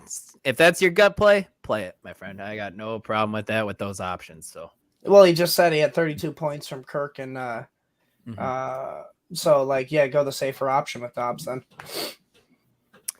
We got some in the Discord here. Make sure if you guys aren't already, become an all access member. You get access to our Discord, award-winning rankings, all that stuff. Also, please hit that like button. Please subscribe if you don't already. From December Underground, he's always posting stuff in the Discord. We got can only play 3 out of these 4 as wide receivers in full point PPR. He's got Lamar as his quarterback, so he's got the stack with Zay Flowers. You got Gabe Davis, Tyler Lockett, Chris Godwin. Who are you sitting in this one? Zay Flowers, Gabe Davis, Lockett, Chris Godwin. I think it's Godwin. Like, is that sitting Godwin? I'd sit one. Sit one. Yeah, sit one. I'm just going to sit Gabe Davis. Because of the wind? Okay. Yeah, I get that.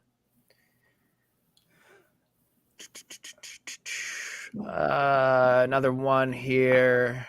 In the flex, top choices are Zach Moss against the Browns or Latavius Murray against the Patriots. Who do you go? Latavius Murray. That's Latavius. I think that's where I so lean bad. to. So bad. Ugh, man, that matchup's bad. Jonathan Taylor's expected to get more work bad. Yeah, I guess go Latavius Murray, but Zach Moss will do more with the work he gets, even against a bad matchup. Sucks. Yeah, definitely sucks. I don't know if you saw these two, but there were some two extra ones on the Facebook post.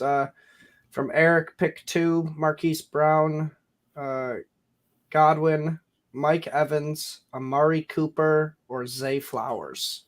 Pick 2, Marquise Brown, Godwin, Evans, Amari Cooper, and Zay Flowers.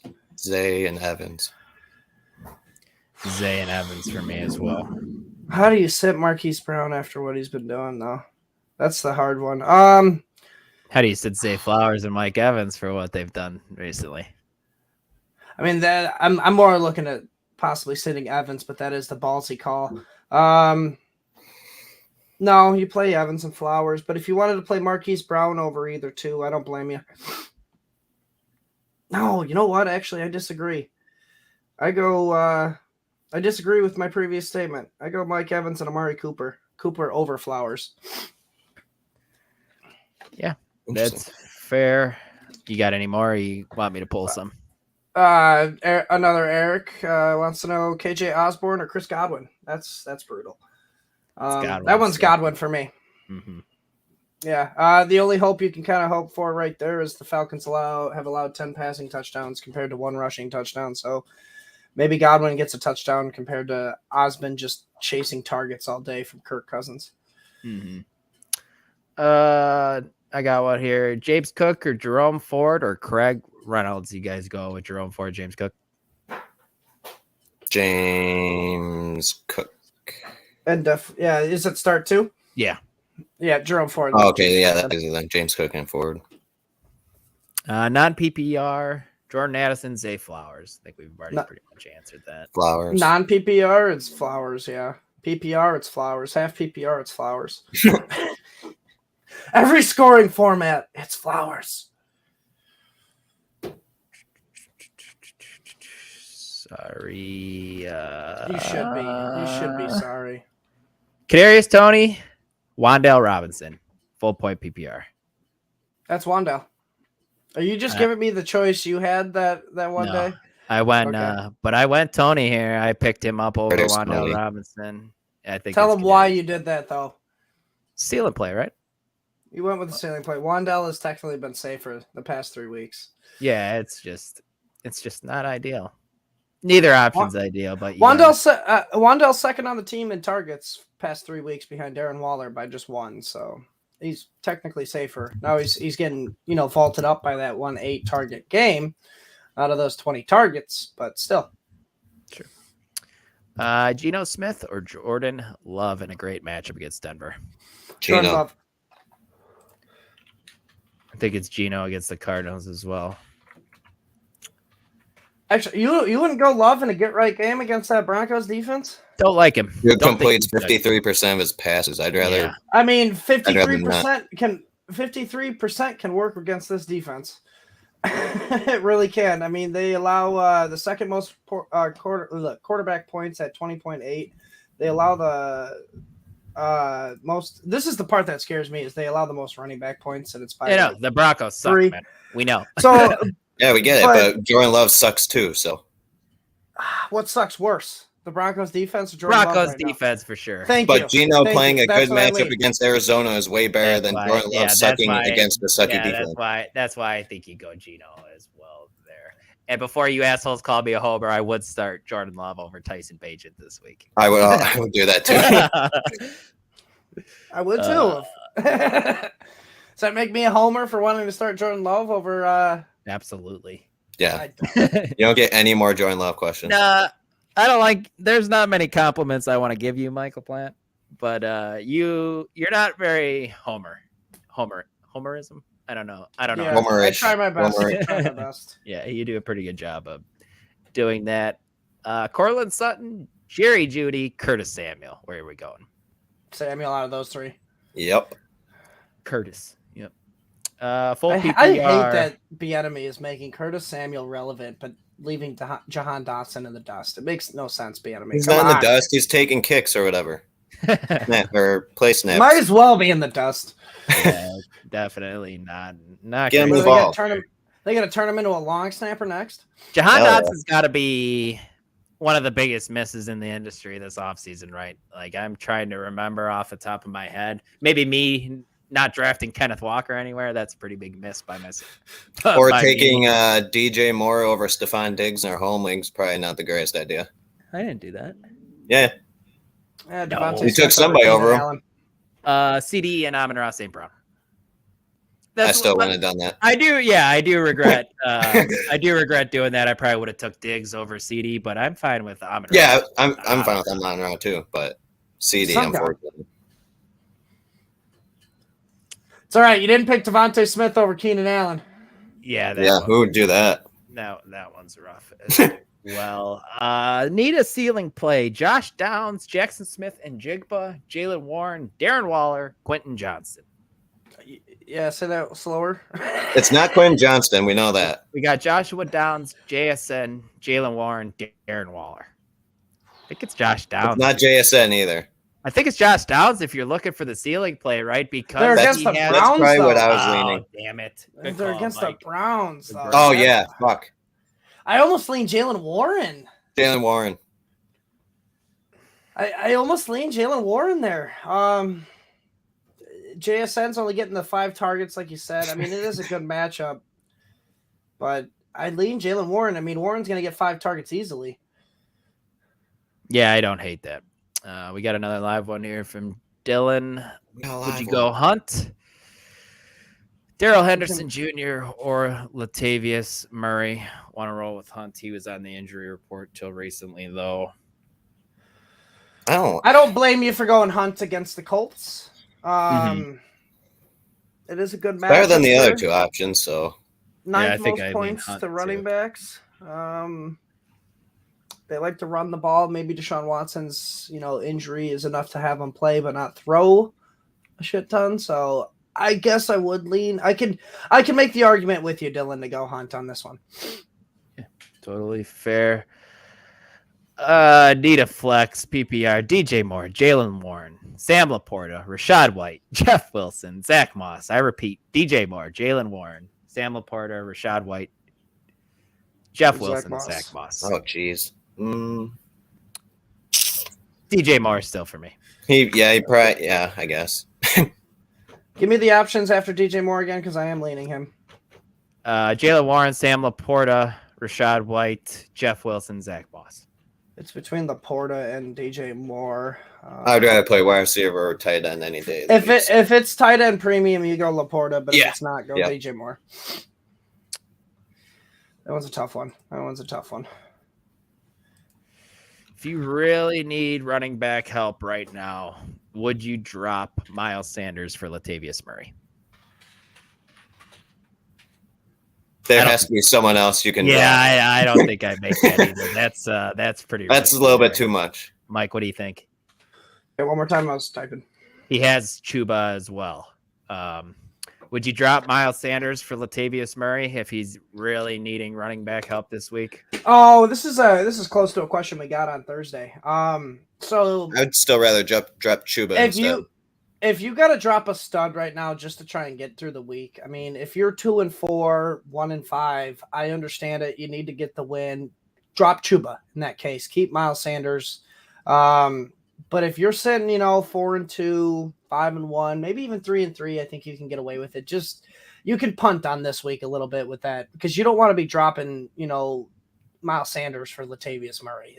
I mean, honestly, I don't even want to be dropping Chuba Hubbard really for Latavius Murray. But if you're desperate, that's the one you want to go. That was a tough position that people are in this week. Yep. Christian Watson, Puka Nacua. Puka for me as well. Brock Purdy, Matthew Stafford. You got Stafford? Is that what you said? You cut out. Sorry. Over Stafford over Purdy. I'm going Purdy. Dirty Purdy. Stafford. I go Stafford. Out of those 2 options, more volume. Seahawks defense, Giants defense, Buccaneers defense. That one's the Seahawks for me. Yep. Reluctantly. Oh man, sorry, I'm actually talking with Chris behind the scenes right now. What was the question? Seahawks, Giants, Tampa Bay. Seahawks, Giants, Tampa Bay. I would actually prefer Tampa Bay in that one. And we got Najee Harris, Deontay Johnson, 2 Steelers here. Deontay Johnson. I think it's Deontay as well. Mike, you go there as well. Yep, as well. All right, so we're gonna try something new here. We're gonna bring on Chris in here to do a little like transitional like hybrid. You know, as we leave, he's gonna come in, kind of give us some of his insight as well. So everybody, welcome to the stage. Detroit, Hey, DC. Chris, Hello. what's going on? Good morning. We got 2 more minutes before the morning time. And I know you, Dylan and Mike can't see me when I'm in the waiting room. And it's like Matthew Stafford or Brock Purdy. I'm screaming it for DFS purposes. I'm predisposed that way. It's Matthew Stafford in DFS purposes, and it's not even close. But I gotta realize you guys do start and sit stuff, start and shit, sit, whatever you want to do. This week it is shit. Yeah, for seasonal formats, right? And guys and girls trying to cling, they need a win to cling. They need a win for a playoff spot. And I know it is still early; it's week 7, and I'll get to that stuff when it's my time at noon. But I always thought maybe during the course of the morning on a Sunday, maybe Dylan and Mike, you and I have never been together on a broadcast before. I've always loved the idea of treating something like this like a morning drive radio show. Not like a morning zoo where they're like, well, hey, it's Top 40 coming up next, coming at you, and they're hitting those, all that weird stuff. But just like a little transition. Dylan, how you doing? Mike, what's going on? And this is what we have to look forward to next. I will say, not to hog up your time, I apologize because there's still some questions to be answered. Dave is not going to be with us. No, he did not pass away, but he does have he does have the touch of the flu, which is unfortunate. Damn. So it'll be me for about 15, 20 minutes, something like that. Keith Flemming will join me, and Mike will be able to bring him in when the time is right. But if you want to answer some questions, I can hang out, and then we will get into the DFS portion of the broadcast because there's a lot to talk about. And the fun thing is, boys, I don't give a crap about injuries because I can just dilly-dally around all that stuff. Right, so, no doubt. Yep. I'm sure we could get rapid fire through some. I was just going to say, whatever you got, we could rapid fire through it. All right. Yeah, we're getting real deep here. We got Jaleel McLaughlin, Jordan Mason, Elijah Mitchell. I think that's Jaleel. Yeah, Mason and Mitchell are kind of out of play now, right? With the talk about McCaffrey being good to go. I lean McLaughlin. It's McLaughlin myself. It's ugly, but it's McLaughlin. Hopefully he can be pretty. Next one, Chris, let you start here. We got Logan Thomas, Michael Mayer, David Njoku, full point PPR. All right, so we're talking tight ends, as you said. So you said Michael Mayer. Where is the question? Can you bring it up so I can? Sorry, I don't. Yeah, no, I don't. Yeah, I think it's Discord. I don't have it up. Oh, it's Discord. So run back the 3 tight ends for me again. Logan Thomas, Michael Mayer, David Njoku. Okay, so in DFS formats, it would be Njoku. In real life standard scoring, or however it's going to be Logan Thomas for me in that line. It's so weird answering starter sit questions in a seasonal format. Predisposed. Yeah. But DFS, Michael Mayer and Njoku made bottom of the barrel, and I didn't mention Logan Thomas because he was a little bit too expensive for the article. But starter sit in seasonal formats, it would be Logan. Sam Howell has looked his way early and often there in Washington, if I'm not mistaken. Yeah, I'd go Logan Thomas there out of those choices. Mike, Mayer is interesting. Mayer is interesting after the game he had last week, but with Hoyer. Yeah, I actually leaned Njoku with Deshaun Watson back. That's my choice. I did not hear that. That open. Actually, to be fair, Dave always covers the the inactive stuff. I don't, so I barely look at that stuff. So it is good to see. I assume that Deshaun Watson is back, and that opens up a whole bevy of things that I can discuss DFS wise. Like I love Elijah Moore this week in wide receiver, and I love him even more now that Deshaun Watson is going to be active. So that is good to see. So yeah, that's a beautiful thing to know on the fly while you're live on the air on Sunday now and into the afternoon now. Yeah, I think it came out probably about like 25 minutes ago where he finally got active, but we all love seeing that. Absolutely. Deep. I love that mug. I love that mug, Chris. Deep quarterback question here, guys. We got Tyrod Taylor or Mac Jones. Chris, where are you going? It's definitely not Mac Jones. And I mean, yes. I used to say, this is what I used to say. I used to say I like Mac Jones, and then the more you read about him, he is just. We can swear, right? I'm not going to say he's a douchebag. I'm not going to say MF or F. He's a twerp. I'm not the George Carlin 7 dirty words, but he is an asshole. I mean, he's punching guys in their dicks. He's pinching their head. I mean, he's doing all kinds of nasty things, but then he's not even backing it up on the field. He's just throwing interceptions and throwing across his body and across the field. So to me, the answer is everybody but Mac Jones, and I'd be cool with that. I think I'd be starting Bailey Zappi over Mac Jones. 100%. And I talk about that in DFS all the time because he's always going to be cheap, and he's a cheap source of a couple points here and there, you know? Yeah. At this rate, he's going to be starting every second half for the Patriots. Right on. But guys, I actually got to bounce. I got to go do a little bit of work. So I'll leave it to Mike. Before you head out, let everybody know what you're doing this week, this year. Absolutely. I do the waiver wire article every week. You can find that on fantasysixpack.net. And then if you also check out the YouTube channel, I do the waiver wire video to go along with it. And those will both be out Tuesday mornings. So make sure to check that out. But guys, absolutely. Chris, nice talking with you for a little bit. LaPlant, decent time talking to you as well. But Ike, have a good one. See you guys. See you, Dylan.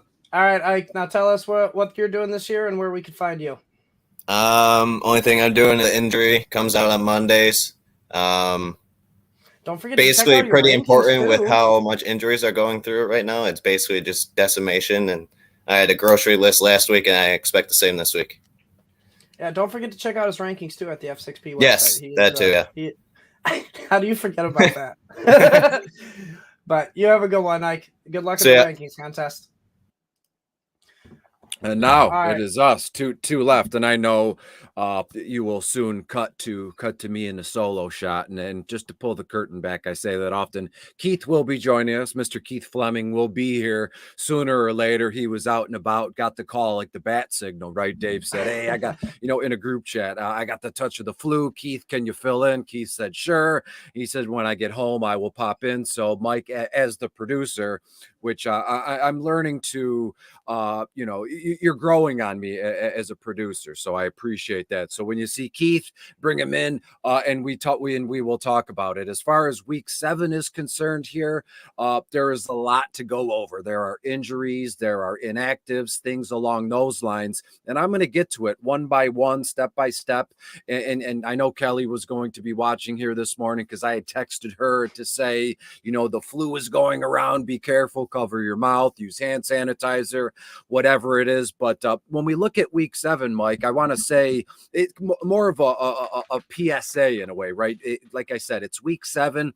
If you go across the board in DFS formats, and to be fair, I am gonna be serious. I know I like to fool around, maybe swear every once in a while, but when you go on social media, whether it's Facebook or Twitter, whatever it is, there are people are dropping like flies, and I'm not even saying professional athletes. I'm saying content creators. They're getting overwhelmed. They're getting exhausted with the grind, right? And it's week 7, and they're dropping out, and they're telling their people, I thought this was a good idea. I thought I could hang for a full season, and there's no problem in bowing out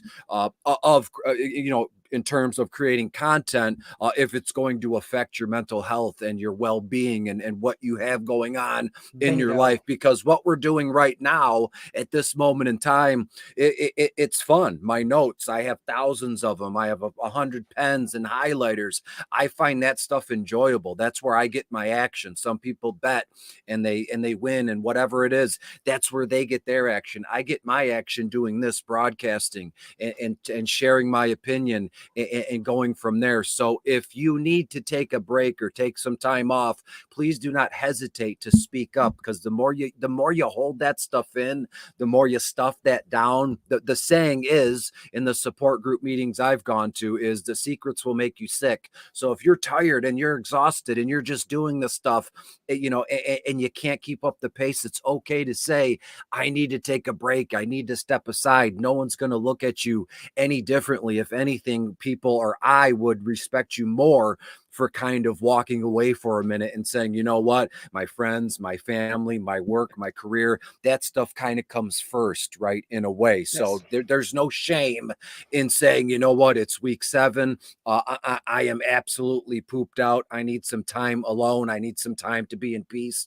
It's okay. Not like anybody needs the Detroit Beastie stamp of approval, but it was something I wanted to say this morning because of the last, week to 10 days. I've seen some people say their goodbyes on Twitter in terms of having to leave, walk away from the game for a little while because it was too hard to juggle everything at once. So it's okay to walk away and to take a break. We will still be here when you come back. I think that's the number one fear is being irrelevant, being popular, and it goes hand in hand. The allure of success goes hand in hand with always having your face on camera, or people hearing your voice on a microphone, or someone reading your content. And the idea of that just going away out of the blue frightens some people. And so therefore they hold back and they go, you know what, I'm gonna, bite my upper lip and I'm gonna keep going. You don't have to do that. It's okay.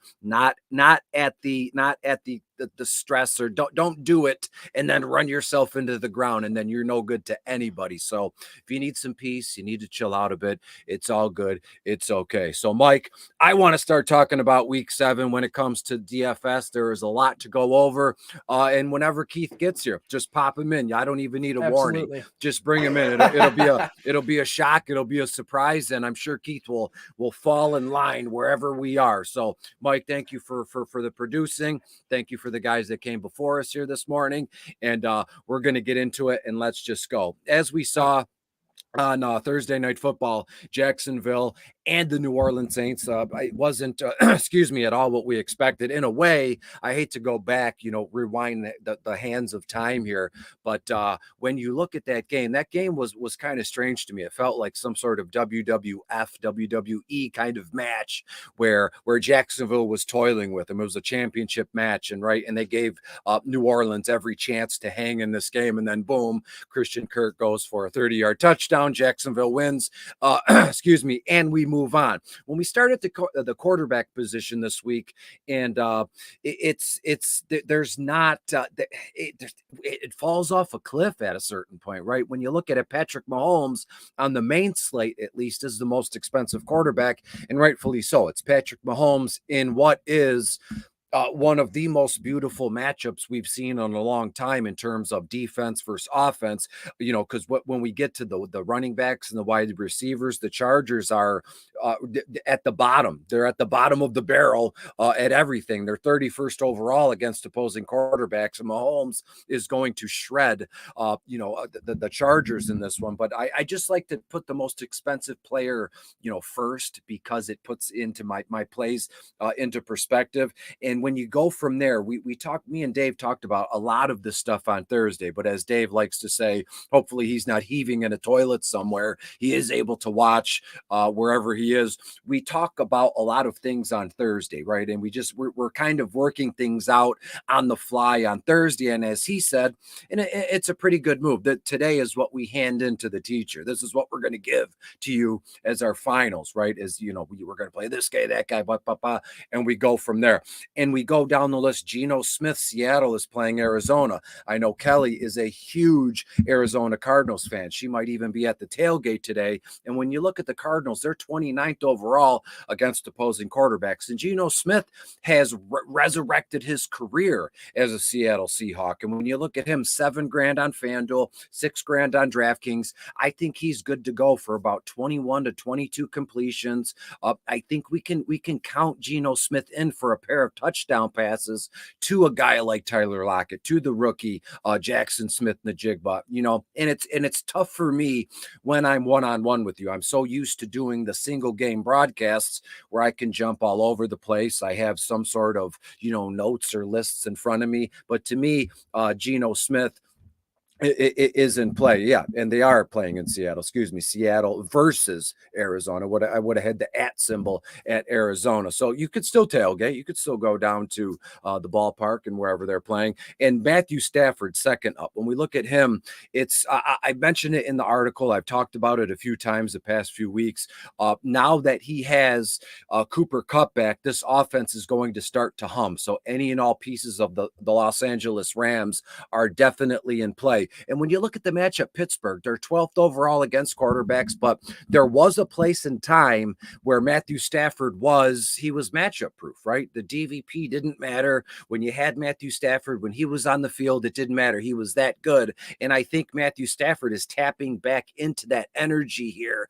He has a full complement of his wide receivers. And that's that's all that matters to me, and that should all that matters to you when it comes to DFS. 6-7 on FanDuel, 6-5 on DK, only $29 on Yahoo. To me, that 5 o'clock shadow Stafford, right, when he's got a little bit of stubble and he's running and he's doing his thing, to me, Matthew Stafford has a chance here today to throw for 2-3 touchdowns, and I don't think that is out of the realm of possibility. Josh Dobbs, the Arizona quarterback, I have him in bottom of the barrel, which you can access at the website at fantasy6pack.net. There's one thing I've noticed, and again, if I could be personal for a moment, right, there are a million different websites. There are a million different places where you can get your content. You can get ownership projections here. You can get, player projections over here. But right here at Fantasy Six Pack, we're not known for DFS and sports betting, right? They're known for, their high end rankings. Fantasy Six Pack stays in the top 10, top 5 at overall ranks, or running back rankings, quarterback rankings, however you want to put it. And the easiest way to get in on all this action is just go to the website and look at what the little different plans that they have. And the cheapest one is $9.99. It's $10 a month, and it's so easy to do. And Discord is where all the action is going on.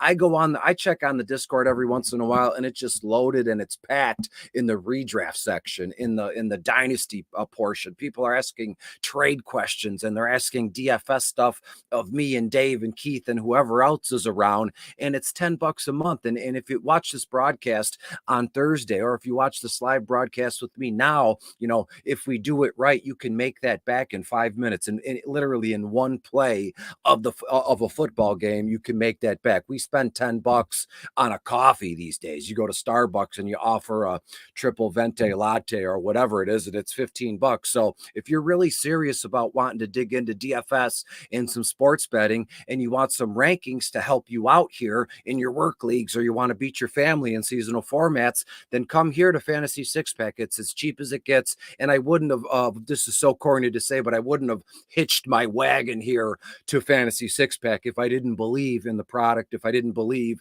at everything that was going on here with the website. When we stick with quarterbacks here, and we're about, what are we, about 16, 20 minutes into the video. Main lock is in about, we'll just call it 40 something minutes or so. And we're still stuck on quarterbacks. Kenny Pickett, Sam Howell, also they're highlighted in green, which means, secondary, right? I like them, after the Geno, Stafford. Ritter is a guy, Atlanta at Tampa Bay, which I can see. Desmond Ritter, 6'9" on FanDuel, 5'2" on DK. I can see Desmond Ritter once again going over the 300-yard mark. And I talked about it on Thursday with Tampa Bay. Baker Mayfield is their quarterback. He is a very emotional man, and that's great. I get emotional. We all get emotional, but I think it can be a detriment in some ways to some folks. And what are the chances that Tampa Bay, again, it all comes down to coaching. And I know Tampa Bay has a fantastic coach, but what are the chances that Baker Mayfield is still just so upset with, hey, Keith, what are the chances that Baker Mayfield is so upset with what happened last week? They weren't even able to find the end zone, that it kind of hangs and it bleeds over into this week, and he lets Atlanta and Desmond Ridder kind of get ahead early, and then Tampa Bay's playing behind again, and then it gets him right in that mindset that they were against with the Lions last week, and before you know it, it's curtains for Tampa Bay. So Keith, we're just talking about quarterbacks right now. I'm going to kind of finish up the quarterbacks, and then we'll start with the running backs here, because we've been here for about 20 to 17 minutes here.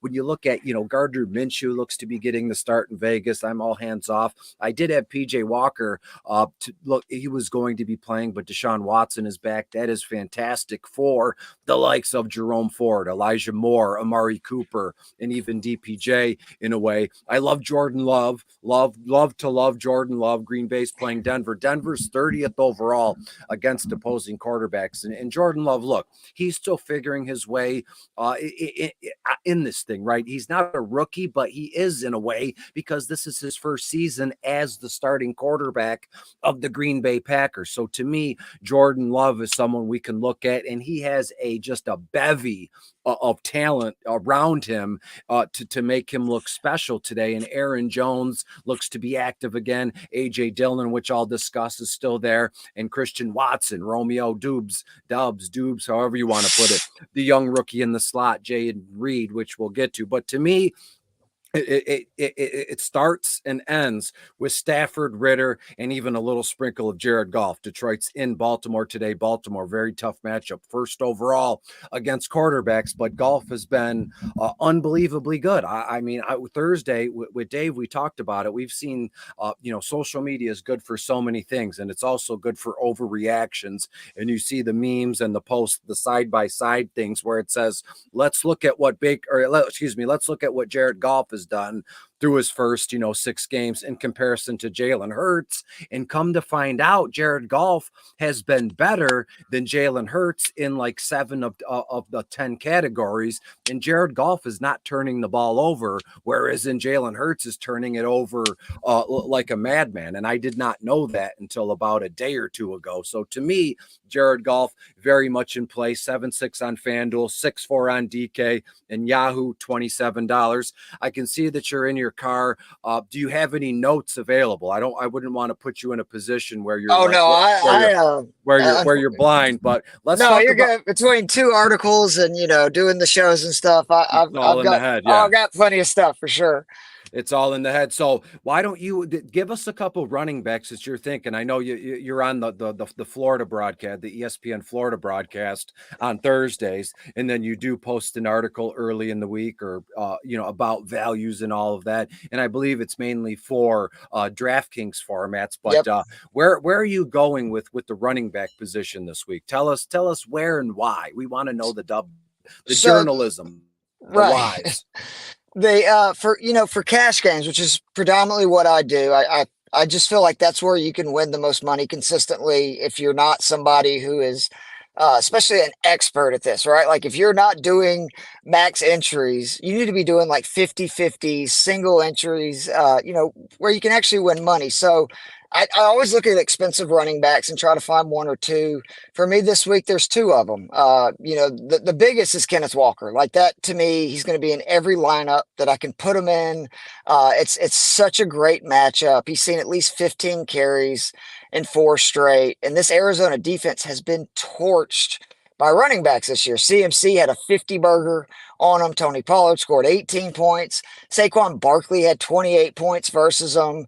And I just think that with the volume he's getting, the fact the red zone, it looks like, and I'm sorry, I'm a country boy. Is it Sherbert? What's the backup's name? Zach, how do you say that? Charbonnet in Seattle. Charbonnet, yeah. It looks he's like he may he's be in bottom of the barrel as well too. I think he gets some run as well, but it's well, I think there's a chance he doesn't play. So if he does not end up playing, like again, I love Walker, and then the other one is Jacobs. I mean, we know that the Bears, again, another team that have really struggled with running backs. And this is something where look at the situation. Brian Hoyer is starting. Obviously the first time that Jimmy missed, they went with Aiden O'Connell, the rookie quarterback. It did not go well versus the Chargers. So they're going with the steady hand this week. And I think that means that you're going to see a lot of Josh Jacobs. This is a guy that's already getting a ton of carries. He has one of the highest usage rates of any running backs in the NFL, and a great matchup versus a Bears team that is very bad stopping the run. And, Hoyer's the kind of quarterback that not only is going to get a lot of carries, he's going to check down a lot. We just know that. Hoyer's not going to be taking big shots. And Jacobs is a running back that gets a lot of targets and a lot of catches. So I, especially on DraftKings, love him this week because I would be shocked if he didn't have at least 70 yards rushing and probably a touchdown on the ground. And I would be, pretty surprised if he didn't have at least 4 or 5 receptions. And that's the floor. Remember, the last time that Garoppolo was out, he had 11 targets and caught 7 passes. So I think you could see that again. When you get a little further down the board, I love Pacheco this week. He's become the workhorse in the Chiefs offense. I know it's not the Chiefs offense that we've seen in past years. It's not quite as explosive, but he's getting at least 15 carries in every single game. And the big thing is he's being involved in the passing game, which that was the issue last year, was he saw a lot of carries down the stretch, but they didn't throw it to him. That was the complete Jerick McKinnon role. Well, last week he had a career high in targets and receptions with 6 each. And he's playing a Chargers defense that just in the last 3 games, the number one running backs, 19 receptions for 193 yards. So they do not cover running backs out of the backfield well. Because of that, if you're looking for a flyer, I don't hate Jerick McKinnon. There's a chance, obviously, he's that guy that always has the games that, baffles all the people like me that have Pacheco in a bunch of season-long leagues. But I just think with Pacheco's volume and the fact that he's getting red zone touches and all those carries, plus he's being involved in the passing game, he's the better option. But if you're looking for a flyer, I don't hate McKinnon because, again, 19 receptions for 193 yards in the last 3 games shows they cannot cover running backs out of the backfield. And then the other guy I really like is Jerome Ford, who you were just talking about with the Browns, especially with Deshaun Watson being back. I just think it was huge that he had that big second half last week because Kareem Hunt has kind of, made his way into this offense, right? And it felt like Ford was kind of maybe losing control of being their featured back. And when they needed him in a huge game versus a very good defense in San Francisco, he had that great second half. He's had a nose for the end zone. He's already scored, I think, 4 or 5 touchdowns this season. And this is a Colts defense that they're not really good at anything. And I just know that the Browns, with their good defense, their formula we know is they want to run the ball and let their defense, win games for them. And especially with Gardner Minshew playing, who we saw last week, is not the same quarterback when he's a starter. I just think Ford's going to get a good volume and a very run-heavy script, and I like him a lot this week as well. Yeah, and I couldn't have said it any more beautifully. And when it bring that kind of, Charbonnet isn't expected to play today, so that only just heightens Kenneth Walker III, the Seattle running back. And when you look at what's going on, in the Seattle game, Arizona is 30th overall against opposing running backs. I think Kenneth Walker III has, one of those games where I would feel comfortable, throwing in maybe a 2+ touchdown parlay kind of bet here. Kenneth Walker we might see Kenneth Walker get to that, not double digit carries, is I meant to say double digit, meaning 20+ carries in this one, because as it stands now, DK Metcalf also has a questionable tag next to his name.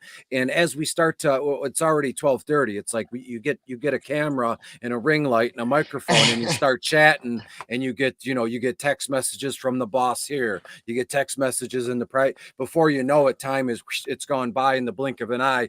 So I'll just do a quick lightning round of running backs, and then we'll flip the page and talk about some wide receivers. I love Latavius Murray. Buffalo is in New England today. New England is a mess. I cannot believe people are already. Are they going to fire Bill? But Bill Belichick will never be fired. That is just the silliest thing I've ever heard. That's blasphemy, right? It's blasphemy. He's won fucking 6 Super Bowls. Like, what the fuck? It's blasphemy. blasphemous. And Latavius Murray is one of those guys where he always falls forward. And even last week, he was given some pretty important high upside kind of rushes. And when you look at his price tag, 5.6 on FanDuel in comparison, to the most expensive, Austin Eckler, I think, is the most expensive running back on FanDuel, and he's 9,400. And Murray is 5.6 on FanDuel, 4.4, Yahoo 13. I mean, you're not looking at Latavius Murray to break the slate, but you're sure as hell not going to get a goose egg from Latavius Murray this week. Jerick McKinnon, as you talked about, Kansas City playing the Chargers 25th overall against running backs, but McKinnon isn't really a running back, right? He didn't even get a carry last week, if I'm not mistaken. So they're using him out of the backfield, to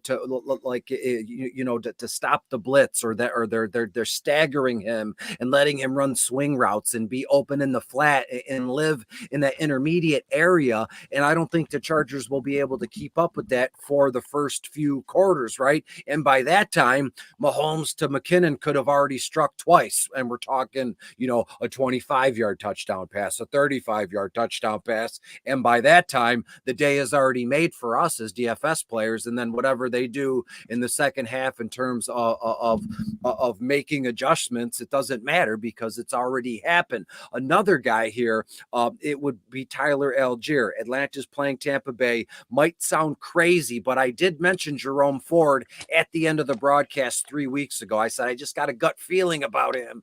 And he didn't score a touchdown, but he had, I believe, 120 something all-purpose yards. And I said it on a whim because I had a feeling. And you know it better than anybody else too. When we have these feelings, we got to trust your gut.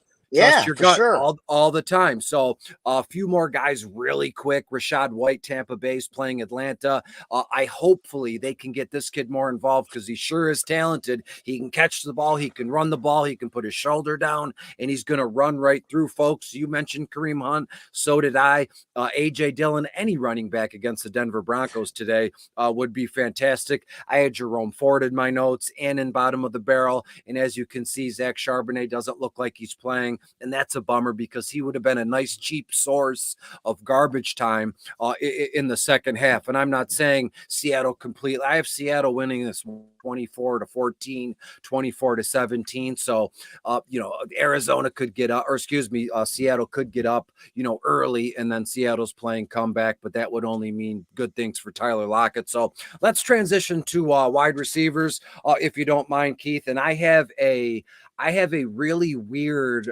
kind of idea when it comes to wide receivers. And I don't know if this is allowed, but I'm going to do it anyways. I'll send a copy of this out by the time. But as you can see, I have it highlighted. And my wide receivers, I have the wide receivers color coordinated because of the stacks that I like. And I like the New York Giants wide receiver trio of Slayton, the rookie Hyatt, and Wan'Dale Robinson. I love the trio of Kansas City's guys, Rashee Rice, Kadarius Toney, and Sky Moore, because in Kansas City, it is all about, Mahomes and Kelsey. And after that, we're left, the shell game, which I always, refer to. And I also love that some of the Arizona wide receivers here, and Michael Wilson, Rondale Moore, things along those lines, because Seattle's 31st overall against opposing wide receivers. Mike, while you're there behind us, you want to start pumping up some of these questions here. I see them pop up, and I'm chatting and I'm doing that. So the Pine Street Breakers say, so I'm sure they collect sports cards. They do the breaks, which I'm not too familiar with how that. Do you know about that scene? The cards? Oh yeah, I'm huge into card cards. breaks. Oh yeah, card breaks. Yeah. Oh yeah.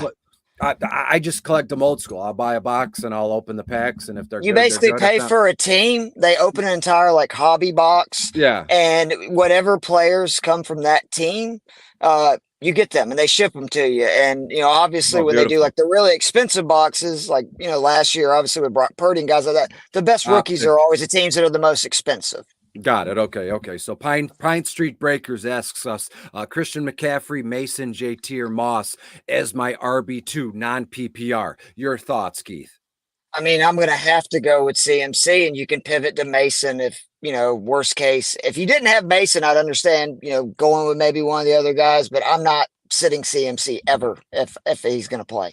No, not at all. Not at all. And if I'm living in La La Land, is Christian McCaffrey on the injury report and I didn't hear anything about it? He's got an oblique. He's looking like, now they're saying he looks like he's going to play. He practiced, I believe, on Friday. But again, Mason should get the carries if not. So, I mean, it's not like you're shut out if for some reason CMC has a setback or whatever and doesn't play. And I can't not have CMC. He's, best running back in football. Yeah, absolutely. And so if CMC is deemed active, and I know that, and it's the Monday Night Football game, so I get it. You need someone. CMC is inactive, so you have Mason, as you said, to cover your ass if need be.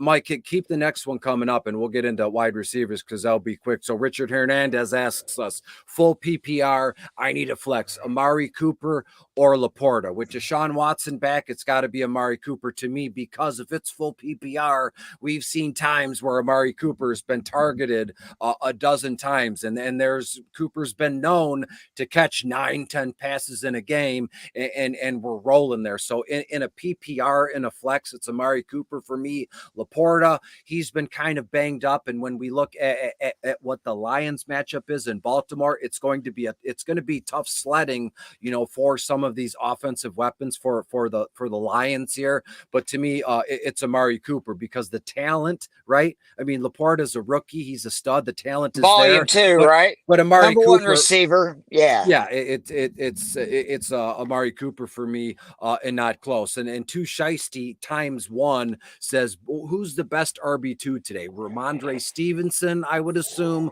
or Brian Robinson. You go ahead and take that one, Keith. I already have an answer, but I'd like to hear your thoughts on this. No pressure. There's no real. I mean, I know. I mean, I like both of them, to be honest, but I actually like Stevenson slightly more than Robinson, just because, I mean, he's starting to get involved again in the passing game. You have so much more than you do with Robinson, and I don't know, man. Like, I can't trust this Washington, offense. Like, I like Howell actually a lot today, but those running backs, man, I thought Robinson was going to be the workhorse, and that's the way it was the first couple of weeks. It hasn't really been the case here lately, and I just think the Pats are going to be down, so Stevenson's going to catch a ton of passes. Yeah, absolutely. And when you look at it from a DVP perspective, or I'll give you some final scores. I have the Giants to win 17-14. So it's going to be just like an under kind of game. And when we look at Buffalo, New England, I don't have Buffalo blowing the doors off the place as much as people might say. I have Buffalo winning this one 23-17. So points are going to be at a minimum for both New England and Washington. And to me, Ramondre Stevenson is the guy you can lean on. If points are at a minimum, I'm going to want in on Stevenson, just because he'll be on the field, every down possible, right? When you look at Brian Robinson in Washington, there is, Antonio Gibson. Now they're lining up Curtis Samuel in the backfield. So there's too many different variables for me to just get away from Ramondre Stevenson. If we go down a list, it says G space AC. He says Sam Laporta at Baltimore or Dallas Goedert at home versus Miami, 0.7. So of course, 0.75 PPR points here. Go ahead, Keith. I'm going to look this up while I have, because I have I have that available in front of me as you riff. I know a lot of people probably are going to, lean to Goddard. I actually like Laporta just because, again, there's no Montgomery. We know that means Detroit's going to throw more. Goff had by far the most pass attempts he's had all season last year in a game that was not really high scoring, and a game they didn't have a huge lead over Tampa, and he threw it 9 more times than he had in any game this year. I know that you got, obviously, the Gibbs, a rookie playing, but I mean, he's the number 2 target probably in that offense. He's definitely their second best weapon today in the passing game, and I just think he's got not only maybe a higher floor, I think he may even have a higher ceiling this week. I actually like Laporta. I know it's a tough matchup, but I like him in a game. Again, if Montgomery is playing, I would definitely go Goddard, but without Montgomery, I think Detroit throws a lot, and I like Laporta. I'm going to go against I'm not even going to go against the grain. I'm going to go completely different here. When you look at Detroit and Baltimore here, this is going to be one of those hard-fought, scrappy games. I think the Lions win, and it says it from a place of homerism. I have all my final final scores here of each game. I let the camera focus in right there.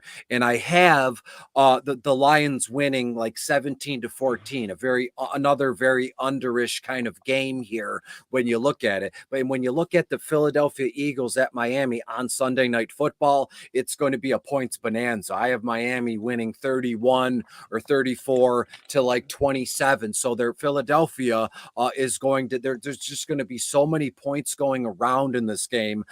There's just no way I can sit Goddard in favor of Laporta just based on the Vegas lines, just based on what I have final score wise. And again, Miami is always a threat to hang 40 plus points. Oh yeah, 50 plus points. So give me Goddard in a game where we're looking at an over big time. I'm looking at what, if you do the math, 31 plus 24, that is 55 total points scored in that game in comparison to like 30 something for the Detroit Baltimore game. So just based on that alone, not even, you could just take out the player names in general. Just give me Goddard based on a game which is the, if I'm not mistaken, tonight's Sunday Night Football game. I like Goddard a little bit more. So let's talk a few more wide receivers. We'll answer a couple more questions and then we'll get the heck out of here in about 10 or 15 more minutes.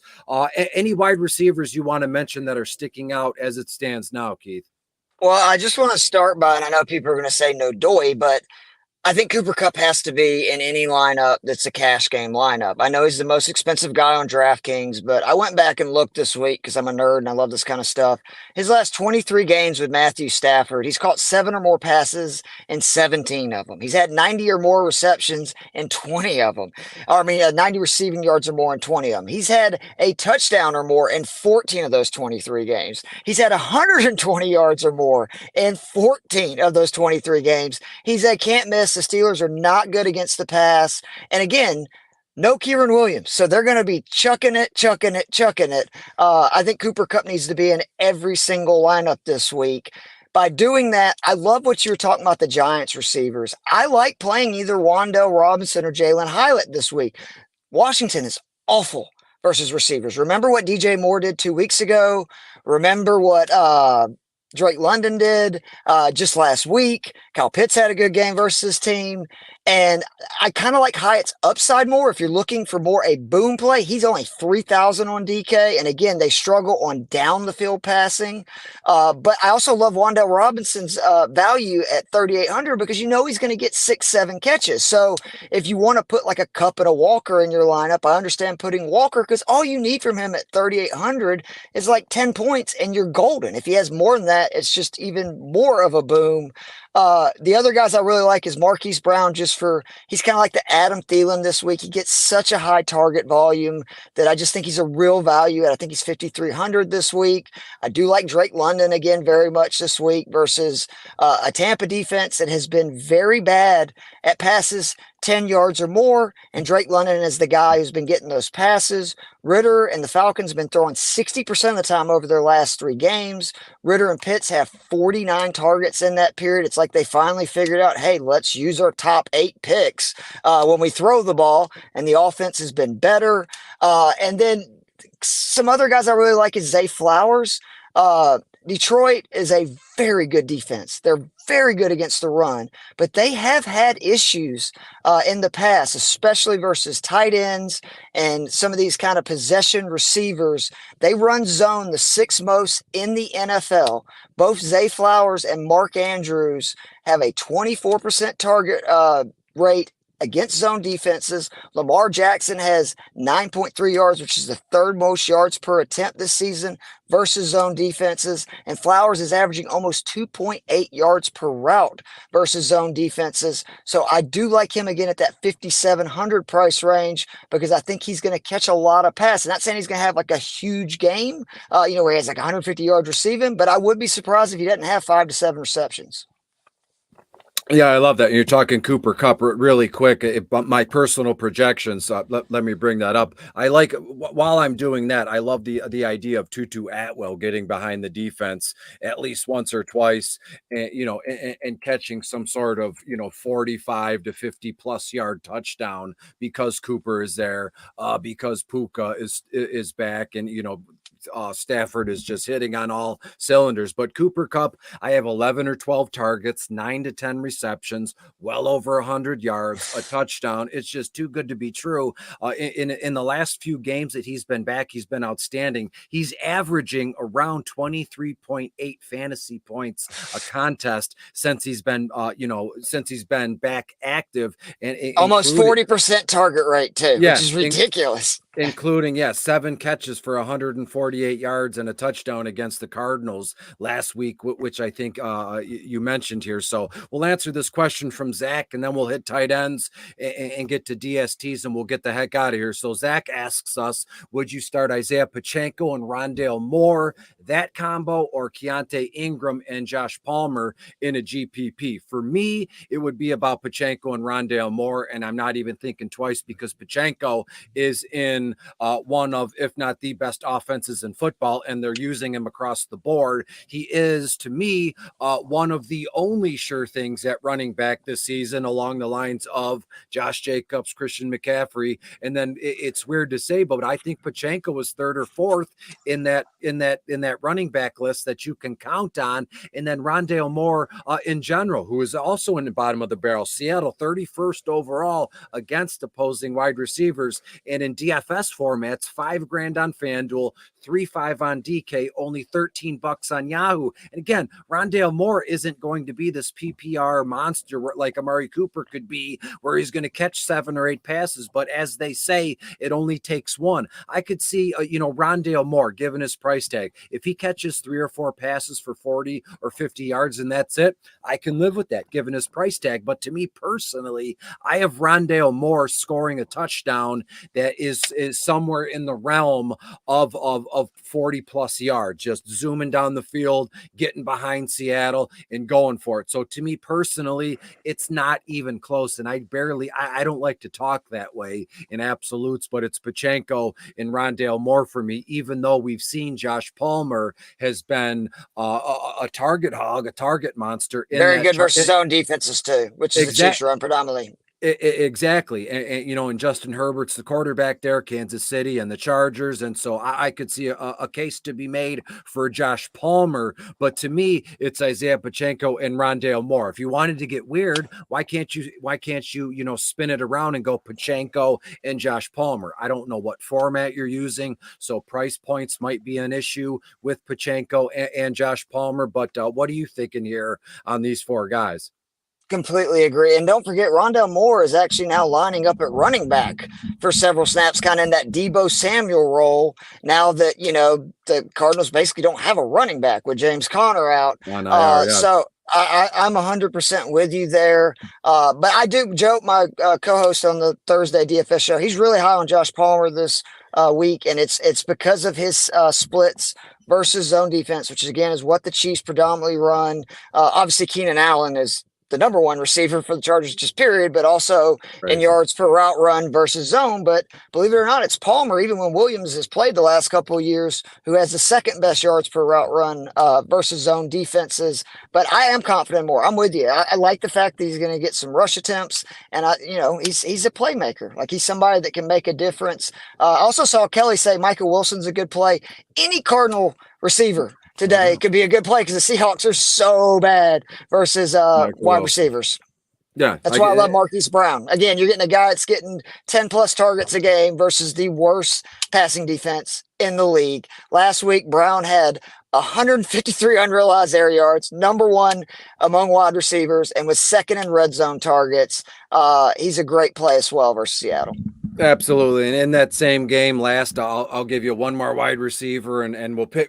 I keep saying it. We'll have to pick up the pace, but that's what happens here. And that's the rookie, Jackson Smith-Njigba. Yes, especially if Metcalf's out, right? Yeah, I love him if Metcalf's off. Yeah, he's 4.9 on FanDuel, 3.9 on DK, only $11 on Yahoo. The cheapest you can get on Yahoo, which is a great format to play DFS, is $10. So he is $11 on Yahoo. So if JSN is active, obviously he will be active. But if DK Metcalf is kind of limited or a decoy, you could run a full Arizona wide receiver stack and then run it back with JSN in the flex, and we're rolling. Meaning, Tyler Lockett, Kenneth Walker at running back, and you can completely stack up Seattle, put Geno at the quarterback position, and then you'd put the Arizona quarterback there, and Dobbs. then at Dobbs, and then run it back with JSN, as they say. So when we look at the tight end spot, obviously Travis Kelce is the most expensive tight end. Why wouldn't he be? The matchup stinks, but that's one of those other things where it doesn't matter if it was what's the movie with Michael Jordan and the monsters from Space Jam. Yeah, the monsters from Space Jam could be at the line of scrimmage, and Travis Kelce would still find a way to get his ass. It's unbelievable. Even when you're watching the game, even the announcers are saying, after all this time, how is Travis Kelce still finding little wrinkles and holes and getting open here? He's the most expensive tight end on the slate, and then after that, it is a who's who of just a lot of nobodies. Luke Musgrave, Green Bay's tight end. Denver's I do like 31st. Mark Andrews, though. Again, the Lions have given up the most receiving yards, 2 tight ends this season, and that is, again, on purpose. It's a good defense. Correct. They're okay with allowing tight ends to catch. They want to funnel those passes to the middle. That's their plan.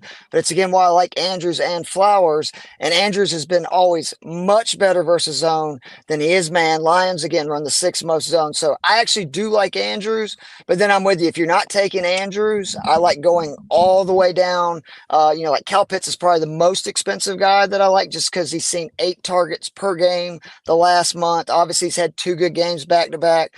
Falcons are throwing a lot more, and that is because I was shocked. Like, why are we not running the ball? And then Dave Eddy putting out all these great stats. I saw that number 1 in the league for defenders in the box, Tyler Algier. Number 3, Bijan Robinson. They're both facing, on average, 7.3 defenders in the box when they run the ball. And so that is why it's gotten so much easier for London, Ritter, and Pitts, is because teams are basically daring them to throw, which is great, again, for those receivers. And I'm with you. I love the Green Bay Musgrave. I think Denver's dead last, right, against tight ends right now. I have 31st, but that could change, on a whim and things like that. And if teams are going to start, well, today specifically, if Tampa Bay is going to step up and they're going to force Ritter to throw the ball, I think Tampa Bay is going to have a bad day, because Ritter has been a pleasant surprise in terms of the yardage that he's putting up. But not last week against Washington, but I think there was a time where he had back-to-back 300-plus yard passing games. And when you look at Mark Andrews, I skip over these guys because they're too expensive for bottom of the barrel and GPPs of what I'm looking in. So I'm always used to having Dave on the other end, because he's the voice of reason, right? He's so rigid. He's so rigid. Yep. He's so rigid in his routine. And I'm just like, whatever happens will happen when it comes to GPPs. And some other tight ends, Michael Mayer, as we said, Vegas is playing Chicago. It's close to Halloween. Might as well call him Michael Myers. Mike Gesicki, New England's playing Buffalo. That could be another one, because, again, as I said, Buffalo, people are saying Buffalo's going to blow the doors off. I already told you that I think Buffalo only hangs 23 points, something like that, and New England hangs in this game, and they lose by 5 or 6 points, but there's going to be some passes and things to go around. What if we stick in that same Tampa-Atlanta game? Atlanta's 30th overall against tight ends, and Cade Otton. There's going to be one of these days, one of these games, Cade Otton is going to go nuts, and he's going to score 2-3 times, and then boom, he's going to be on everybody's radar when he's been in bottom of the barrel since week 1. One of these days it's going to happen, and what better time to start than right here in week 7? I'm a Falcons fan. They are the worst defense in the league versus tight ends. It's not even close. Remember, they've had Hayden Hurst, who has done nothing since week 1, was number 1 in fantasy week 1 versus this Falcons team. Dalton Schultz, who had no more than 3 catches, scored 20 points on DraftKings against this Falcons defense. 3 different tight ends that finished top 5 on DK versus the Falcons, 2 of them number 1. This goes back to last year. They allowed a touchdown in the last 6 games last year to a tight end. They've already allowed a touchdown in 3 out of the 6 games this year. I'm with you. Like that under 3K on DK, Otten is about as safe of a play as you can get. He will at least have 4 or 5 receptions, I promise you, versus this Falcons D. Logan Thomas let me down last week, but that was because Sam Howell only threw for 150 yards because they were up the entire game. I think Baker's going to have to throw a little bit more, kind of to your point, what you're talking about. And I love the K. Otten play. Love it. And the idea of Baker throwing more makes me nervous because if he throws more, there might be more interceptions because Baker Mayfield is still Baker Mayfield. 1 or 2 more tight ends. We got about 9 or 10 minutes before lock. We're pushing it here, but one more guy, the 2 more guys I'll mention, and they'll be really quick. It's got to be Trey McBride, the Arizona's tight end here, the young kid, 22, 23 years old. He is now, without a doubt, has to be Arizona's tight end 1. I don't know when or how it happened, but Zach Ertz has completely fallen off a cliff, and I don't know if he did something behind the scenes, if he took the coach's wife out, or I don't know what he's done wrong, but they just do not like Ertz anymore. So Trey McBride to me would be the move. But Seattle 3rd overall against opposing tight ends. It is what it is. One more. But they were awful last year, and I still wonder if that defense is still there. They were the worst defense in the league last year versus tight ends. Joe Matz is all over him, to your point, and it's the targets he's getting. He's not running a ton of routes, but he's seeing a really high target rate when he does run routes. He's really high on him as well this week. No doubt. No, and Robert Tonyan is just like a nobody, right? Remember when he was with Green Bay, Aaron Rodgers made him a star, made him a stud, because inside the red zone, that's what Aaron Rodgers liked to do. 2 tight end sets. Before you know it, you got a tight end in the corner of the end zone, wide open. Tonyan takes more cash, goes to Chicago. Justin Fields doesn't care, but now we got this young kid, Baguette, something is the quarterback. So maybe, just maybe, Robert Tonyan and Baguette have worked together somewhere, down the line here, and maybe he'll look his way once or twice against the Las Vegas DST, who's 17th. And I'm not saying Robert Tonyan is going to break the slate, but 1 or 2 catches, and one of those could be a touchdown. And given his price point across the board, that would have me jumping for joy. And there's 2 more, and they're both in Pittsburgh.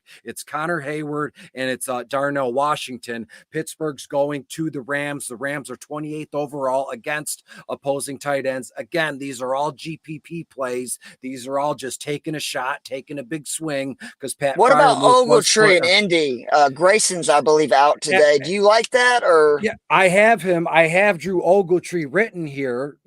Against Indy's playing Cleveland, 4-6 on FanDuel, but all week I could not find a price tag for him on DraftKings. I could not find a tag for him on DraftKings. They've completely forgot about him. Ogletree, I talked about him and Granson last week, that using both of them in the same lineup. And now that Granson's out, Drew Ogletree is very much in play. He's in my notes.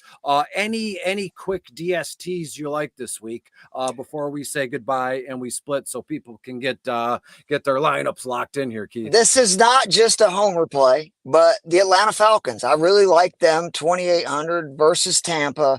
The defense has been good this year. Like, we're bad against the pass, but I don't know if Baker is that guy that can just sling it, right? Like, to your point, the more he throws it, the more likely he is going to turn it over. I also really like the Giants. Washington just cannot stop giving up sacks. I actually like both teams in the game, but the Giants are cheaper.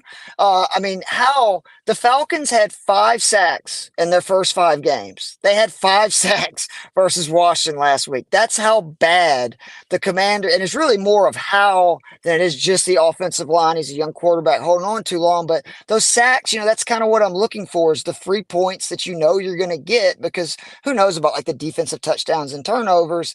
And I'm looking right now always against the Washington teams, and I kind of like both your guys and Baltimore, because I think, to your point, that is going to kind of be an ugly game, and it would not surprise me if either one of those defenses have a good game, and they're both under 3K on DK as well.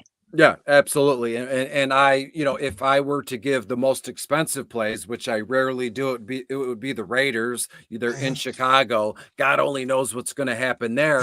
But if I'm going to give you some cheap, low down, the cheapest option at DST on FanDuel this week is the New England Patriots, which would sound crazy because they're playing Buffalo. But this is the fourth or fifth time I've already said it. Buffalo and New England is an under kind of game. Buffalo's going to hang 23 points in comparisons to New England 17, and Josh Allen has been turning the ball over. I don't care what the final score is. I don't care what that is. I'm just looking for sacks and points and tackles for loss in New England. $3,000 on FanDuel. They have a chance here. One interception, a couple sacks, and at only $3,000, it's a beautiful thing. I also like Arizona in Seattle. We shall see how that goes. And that's about it. The Giants, as you said, they're playing Washington. Washington, it just gives up defensive points. They're like a sieve when it comes to that. And as you said, Atlanta, Tampa Bay, that's a beautiful thing. So before we split, Keith, thank you for being here. What are you working on? And you got anything good to plug before we split? Well, just would appreciate if you're not following me on Twitter to follow me. That's at Keith Flemming, all spelled out KeithFleming. FantasySixPack.net. I have 2 articles each week. A DFS values article comes out usually on Tuesday, and then a DF Stacks article usually around Friday. And then Thursday night, me and my boy Joe the Brain Matz every week give our favorite value plays on DraftKings. We give a median and a value. They have to be 6,900 or below on DK. Last week was one of our best weeks ever. We had 4 of the top 5 scores of 6,900 or lower in the 19 plays that we gave on the show. And then Wednesdays, every Wednesday at 1 p.m. Eastern, 12 p.m. Central, I go on ESPN Northwest Florida's Inside Drive with a good friend of mine, Ryan Mulvey, and we talk DFS for 2 segments. It's also a great show. You should check them out. You can follow them also on Twitter at ESPN PC. Thank you. And that's it. I'm Chris. You can find me at Detroit Beastie. Look forward to the Miami at Philadelphia single game slate video. Will be coming out soon. I can't wait to dig into that. And that will be out later this afternoon, probably in the second half of the 1 p.m. games, or as the 4 o'clock games start to kick off. You can look forward to the Miami at Philadelphia single game video. Until we see you again soon, you'll see me again soon this afternoon with the Miami at Philadelphia game. Until then, be good, be safe, and we'll see you later. Goodbye. Feel better, Dave. Thanks, Chris.